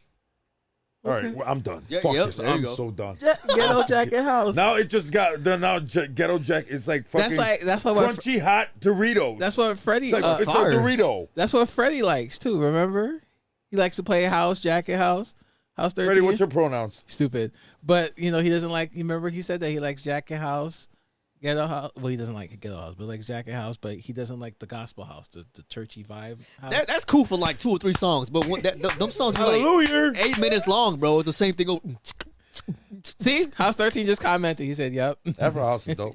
I like Afro House when it's not fucking 8 minutes long, like I said. But hey. And I think like you know, Black Coffee Superman. Now if Oh, you wow. have you have the Man. no if you have Well, the that's a bathroom break. but if Yeah, you, it is. it is a bathroom break. You go take a shit and a Lucid shit House. and come back and still have room left. That is a long ass like track. fucking The Green Velvet original Flash. the original mix is like what 6-7 minutes long, while the radio edit is For like what? like 3-4 I'm sorry, minutes. I won't say. That's another fucking Green Velvet Flash. Prepare to Flash. That was like a 7-minute track. Nino just commented. He said that brunch music. Tamorazo House. Oh yeah, that EDM, that Latin EDM. Hold on, wait. Were you guys ever aware when back in the day when the freaking the entertainments would make like they was sample corrido into Dirty Dutch? Yeah. Yeah. What the fuck was that Yeah. about? I don't know, but now we got Tamborazo House. You hear 500 balazos. Yeah. I'm like, dog, what? Yeah, what the fuck happened here? Yeah, right. Yeah, I remember Yeah, that. I so remember that. People would play with full confidence. I'm like, dog. All types of. Let me get my $5 back, dog. Oh wow. It Damn, happens. back in the day. DJ Mix, what up, bro? If he had to do hold on. Party Rock, you don't know anything about that Tamborazo. I think this was like Flymax's. Well, not really. Shout out Flymax. Shout out to Flymax. Question for you. This is one of the questions. Favorite venue to play in the past or the present? Somebody actually asked that earlier. What? No, Flymax asked that was the favorite small venue to play. That's to what play she everything. Shut up. Basement at Soundbar. Okay. I created so many memories there. Shout out to my boy Technique once again. But yeah, I had so much fun there. Man, Soundbar Basement was fucking lit. Yeah. Saturday, past Saturday I was there. It was crazy. I'm going to say this proudly, and you could probably say the same thing too. Mm-hmm. When I was there was a couple nights I was the reason why the upstairs was empty. Okay. I'm going to say that in full confidence because I know what I know when I was there at the time, and I was DJing like no other, and I loved it. Volcan, bro, hold on. Yeah, now we talking, baby. No, we're not, because I never been there. You never DJ anywhere in the South Side. Actually, I went there. Okay, once. can we talk about Volcan for a quick second? Go ahead. All right, so I'm not gonna down Volcan because that was actually my first DJ residency at the age of 18, and they was paying your boy cash every night. Sure did. Nice. So Sure you did. know when they pay you in cash and you're DJing there for more than 2 hours, you know you're gonna go home with like $350, $400, right? And it was cash. Did I mention that? Mm-hmm. So shout out to Volcan. It definitely was my first residency. I definitely, that place taught me how to deal with managers, how to deal with staff, how to Place is deal with. huge. It's huge. It's It's a huge. fucking warehouse. But And like yeah, the setup Volcan. though. Yeah, they had like fucking. They had 1,000. They had this DJ M 800 from like 1999, and they didn't come out in 99. It was just the way they treated it. It looked like it was that old. That motherfucker. Yeah, because it was faders were the fader caps were missing. Faceplate was rusty. It was rusty. Fucking sticky. Had liquor dried up in channel 1. The RCA ports were.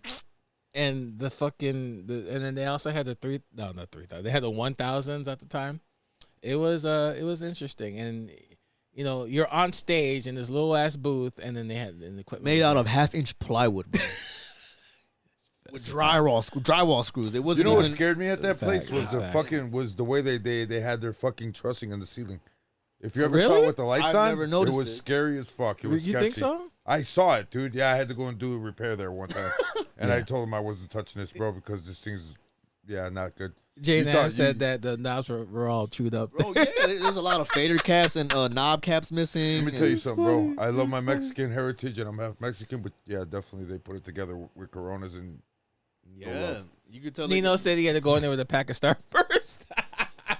just stick in the for fader. the faders, yeah. Hey man, if it works, it works, dog. So you need Stupid. a fucking tetanus shot before you touch that fader? You stupid. No, the caps were missing, but you still had to use them. You ever got stabbed by one of those fucking things? Yeah, it hurts, you're not paying attention. It fucking pricks you. Like, what the fuck am I doing? Yeah, Diabetes or was it the fucking? Yeah, that's like fucking, having fucking having saw there. Mm-hmm. You want a DJ, son? This is what you have to do. And all of them are like needles. Oh my god, bro. V Lounge was dope too. The little was that the little lounge on the top side floor? Yeah. That was cool too. I mean, the fucking booth was as bad as the main booth, but it was cool. Yeah. If you had to do an opening DJ set, who would you like to open up for? Bad Boy Bill. Okay. And I'll tell you why. Explain. Because I would apply my open format style to house music. And I think that would be the perfect setting for him to go on after. Okay, so now I have a question to follow up for that. Yeah, I'm kind of confused with that. Why? The way he said it.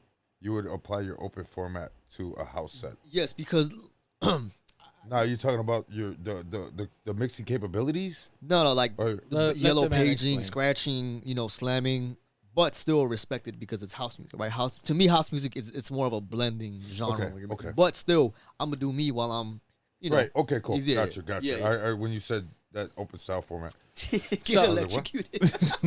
Well, Lauren, I remember that happened to me one time. So would you rather open up for the old Bad Boy Bill or the new Bad Boy Bill? The new one. The new Absolutely. Bad Boy Bill. Okay. Well, you know what? To me, the new one is just as dope as the old one because True. he kept up with times, bro. Yeah, that's true. I'm not sure if you watched the show last week, but like Pound, he also said that a lot of people. oh, 2Ds. Pound with 2D say that a lot of people are not receptive to the new Bad Boy Bill.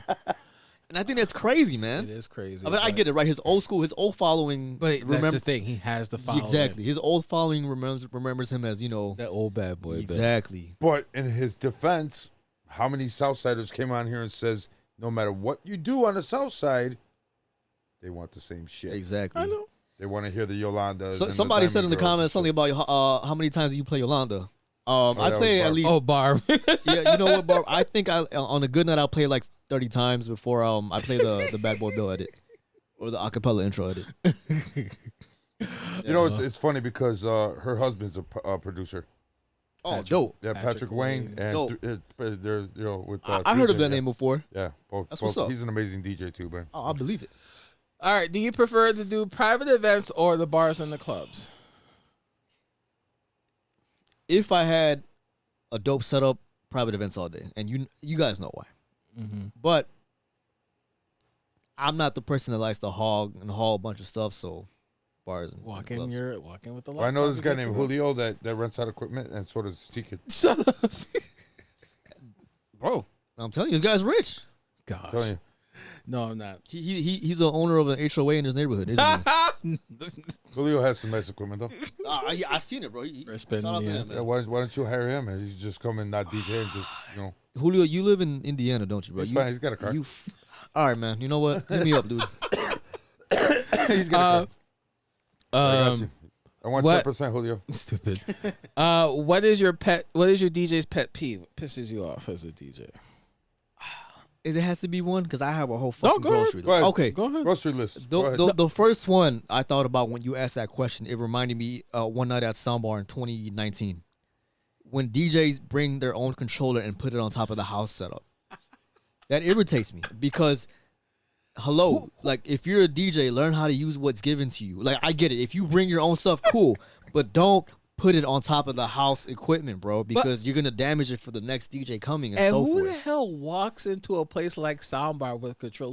Like how does security even allow that to happen? Ninja style. It was been when I don't know if you remember what Soundbar was like. They were Yeah. bringing in a whole fucking drum line in the basement. I'm like, what the fuck? I don't know what that was about. But yes, I remember. I don't remember, and it's not. Listen, it's not because she was a female, but it was a female DJ, and she put her. What is it? The SX3 on top of the the Pioneer setup, and I was like, well, okay, that's interesting. That's crazy. That is one of the first pet peeves I have. The second one is when if a DJ has a setup before me when they're very they're messy. Like the wires are not ran. You know, everything's sticking. It's dark in there. Damn it! It's, you know what it is dark, but if you get there on time, like you're supposed to, you could run the wires correctly when no one has to trip over them. And you're hitting the red before I go on. That's a no to me. No opener should be hitting in the red. Armando, mind your business. Climax. Yeah, okay, you know what? That's none of your business. As long as it works. Let's talk about that. As long as it works. 2010 MacBook Let's talk Pro, about that. As long as it works, mind your business. Really? Let's talk That's about what you that. think? So what if I use my SL1 box? Let's talk about that. Because you know what? my main music production laptop is a 2012 MacBook Pro. 2012. Workhorse. 2012, yes. And you know it's on life support. It's been on life support for maybe like 6 years, but it still works. 6 years. So. 6 years. But let me tell He you had why. cancer. They only gave him 6 months. He got 6 years. Yeah, my man's just staying up, man. But it's because I have all those plugins that I paid for, and it's only come with one license, and it's a monster, bro. It's slow as fuck, but it's a monster. What does Armando have? 2020. You have better have a Ask Flymax. Oh no. Flymax better have a 2025, Mondo has bro, brand new. a 2028 Aston Martin V12 with He's got the Tesla edition. he has the wow, that'd be a crazy collab, Tesla and Apple on MacBook. Their Tesla's coming out with their own shit. That's shit all over crazy. 'em. So yeah, pet peeve. All right, keep going. So pet peeve. He's Go got ahead. more. Yeah, we got more. Another pet peeve is when the DJ before you or after you was is just a douchebag. Either he's cocky or he's just not humble. Or he's a fucking slob. He's a slob.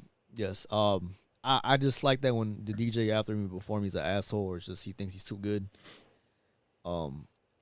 Because like when the times I run into DJs like that, I knew in my head I'll run laps around these guys, but that's not the point. The point is that when someone is coming after you or before you, be straight up, man. Be cool. Like there's no room for that bullshit. Right. There's no room for that. But Be humble. be humble, man. Flymax said he has a 2012 Mac, My guy. but he can't risk it with all the new gear. So You don't use a 2012 Mac. You just have it. Why is Al wearing golf cleats? Are you wearing golf cleats? No, I'm not wearing golf cleats, dude. What the fuck is wrong with you? Who that asked that? He's Because no, it's not golf cleats, bro. all right. Fuck is So wrong with so this guy? No. They're gym shoes, bro. your pet peeve is douchebag DJs having gear on top of other gear and what was the other one? He's got a love it. Oh, I forgot what he said. He said having gear on top of gear. douchebag DJs Douchebag DJs. or sloppy setup. Sloppy setup, yeah. Yes. Sloppy setup, yep. Oh, that kind of also goes with when the setup there is not in the best condition, like what guns, right? True, yep. Because I've been to a couple gigs where that really affected my performance. Like, yeah, I'm a rock out, but if there's static when you move the crossfader, when you move the EQ knobs, and it just sounds terrible when you move it, like it's gonna bother me, but I'm still gonna DJ, Real quick in the Twitch live stream, we have DJ Division. What's up, Division? What's going on? How you doing, sir? brother? What's going on, man? That's another one. That's another one I haven't seen in a minute. Oh, that's a throwback, homie. Right. Another question for you. What is your DJ's worst fear? My DJ's worst fear is when my plan B and plan C as backup fail. Well, if that happens, you got a fucked up day. Exactly. You fucked with somebody. You got karma coming your way, Yes. dog. Something happened. Yes, sir. When A and B both fail, you really did something bad. Absolutely. And look, they're not fucking bowling nor their golf shoes. Fuck both of you guys. Fucking dicks. Mind your business. This is a DJ show, not what Al's wearing right now. His bowling shoes. Fucking dick. Not fashion sense. Fuck you guys. I also want to shout out to my boy Flymax when me and him used to do gigs and we had one mixer and one CDJ. Damn. What the fuck was that about, bro? Why would you do that, bro? Internal mode. That's not fun, bro. It's boring. Hey, when you got to get Instant shit done, and it doubles, I happens. guess. Instant doubles. Hey, bro. Hey, you know what? Some of the baddest DJs came from You're right. the shittiest You know what? gear. You're right. I Came agree from with the that. shittiest gear, bro. You know what I'm saying? I agree. And those are the guys that they don't give a fuck, man. They're gonna eat. Now, I know in the beginning I asked you your favorite DJ, so this is the reason why I said only just one when I asked you that question. Who is your Mount Rushmore of DJs? So your top 4 DJs. Now my knee hurt. Is this overall or is this like Chicago wise? Overall. Okay. Fuck. Uh-oh. Fuck with 2 C's. Fuck. 2 C's. Fuck, man. How about 2 Ks? Or FOCC. Fuck. Fuck. Man. Fuck at you. Fuck at me. All right. L Woods. Nice one. I'm not deriding, but Not in order, by the way. Not in order. No, that's fine. For sure, DJ Metro, because he's one of my inspirations as far as technicality, right? The way he would make, right? Metro, Boy J. Can I include DJ Bam Bam or you could? Okay, DJ Bam Bam, Bad Boy Bill, and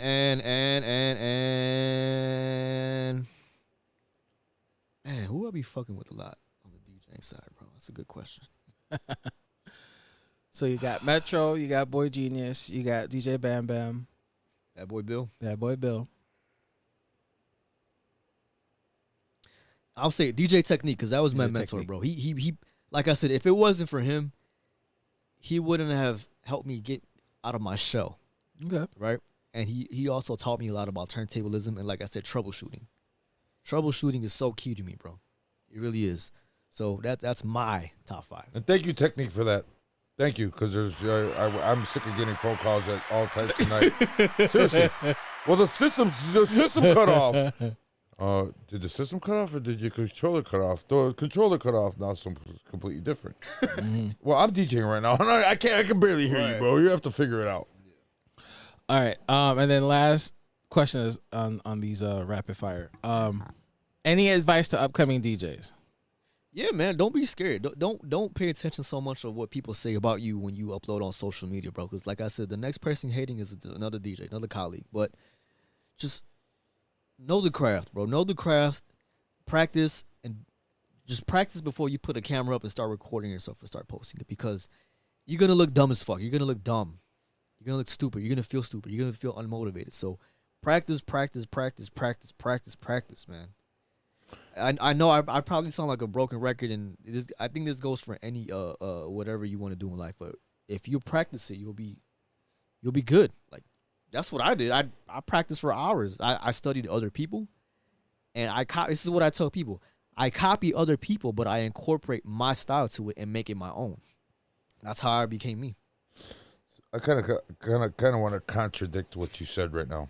Why? About practice, or practice, of course, yeah, every day's a practice, but I would like to find a somewhat decent DJ, so actually take them under my wing and make them go and just post videos every day or whatever, once a week, like a progress. Yeah, exactly, and show the progress and show exactly and have everything documented, like on a live. That sounds like a journey, but it's doable, very doable.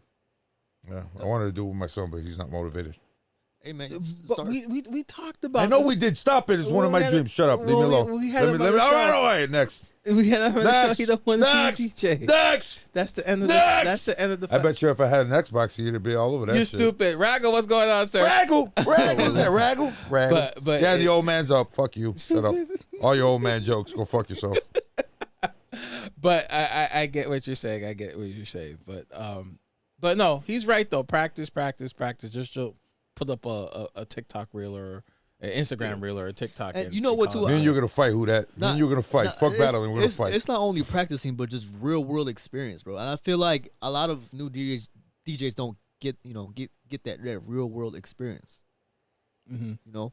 To get spit in your face or phones thrown in your face. Phones thrown in your face. Yeah. You get some douchebag whose fucking dad is a lawyer and he wants you to play a song right here, right now, but he won't. You go outside, your car got towed. Yeah. Oh. Wow. Is there any wood around here? It happened to me yet, thank the Lord. But yeah, I'm sorry. It happened to me. Yeah, it happened to a couple of us.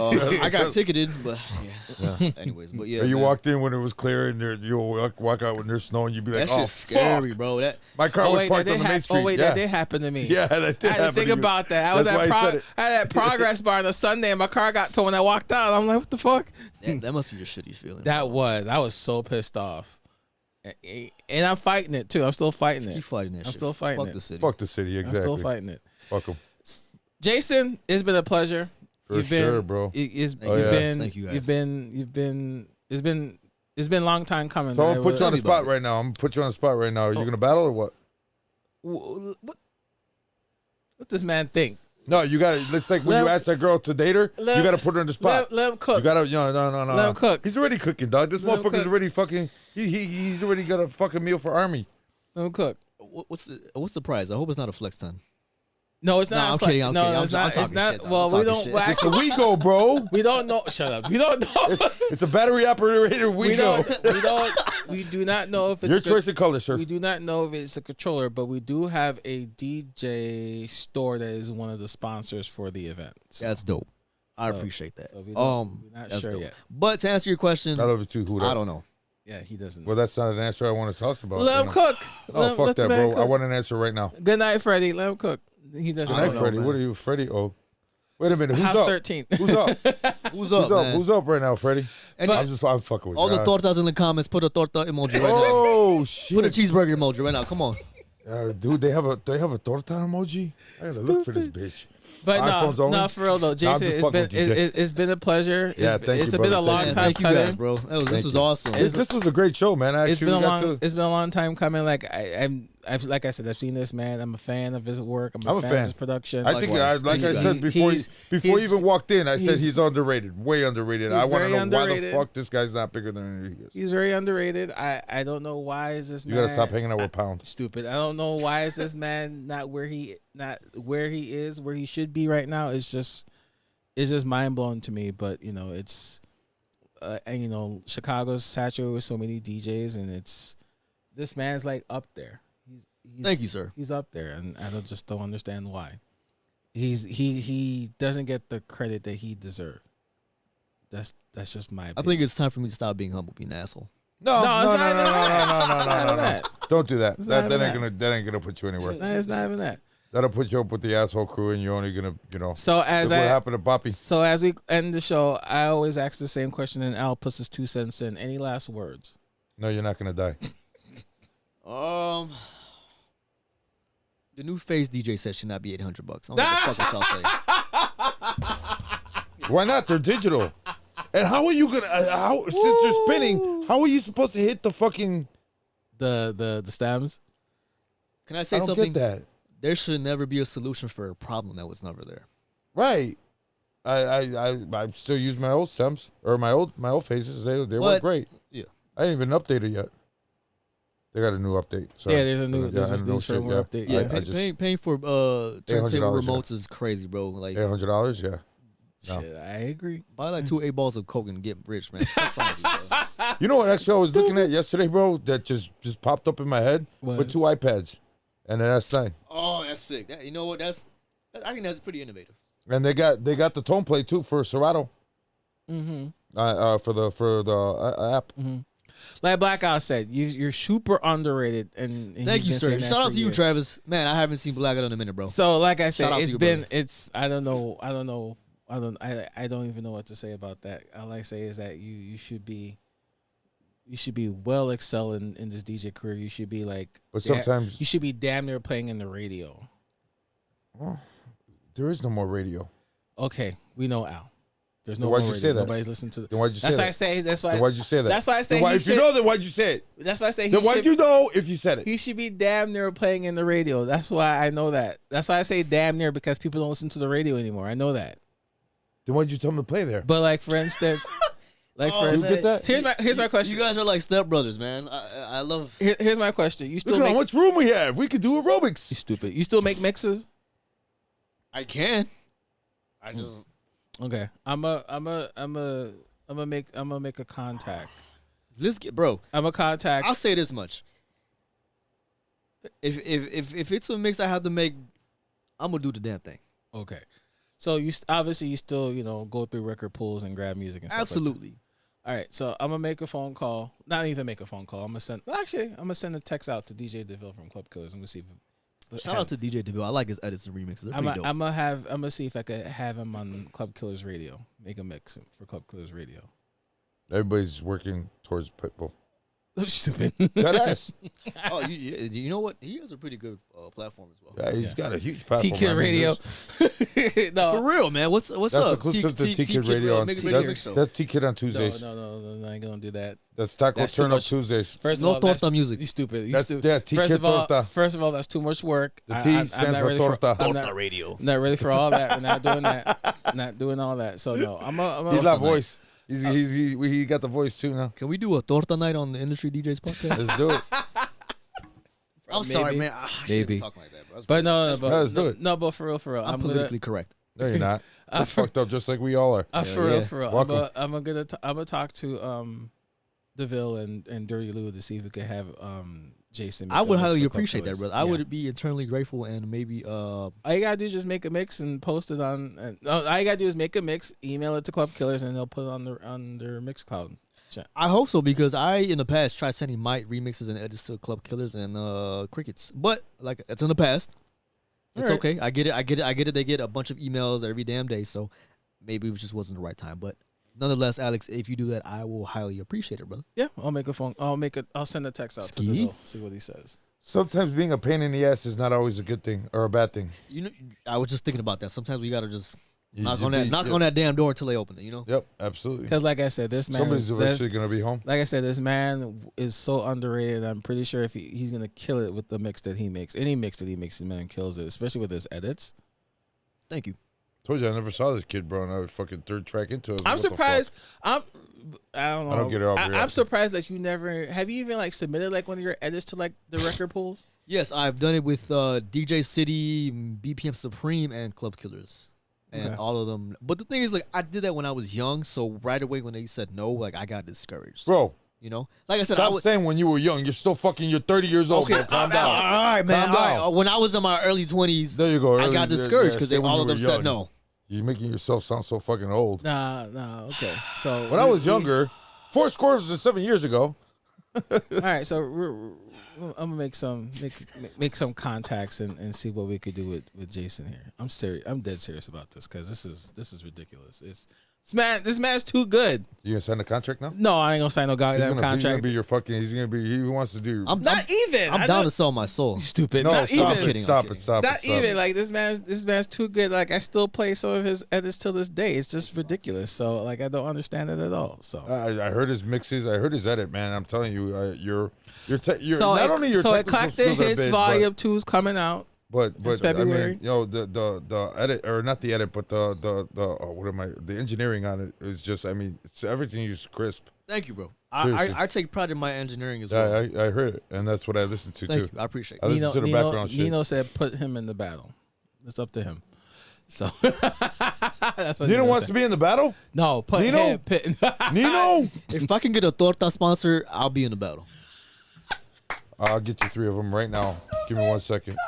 Are you talking about a torta or no, torta? 380 pounds of fucking meat, baby. That's what I'm talking about. On high heels. Stupid.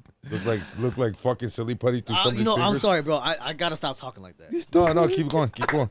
Keep going. Stop it. Keep going. You want it greasy or not greasy? You know what? I have to be politically correct when I'm not on Hennessy, bro. I'm sorry. Nah, dude, don't. Speak your mind, bro. Speak your mind, bro.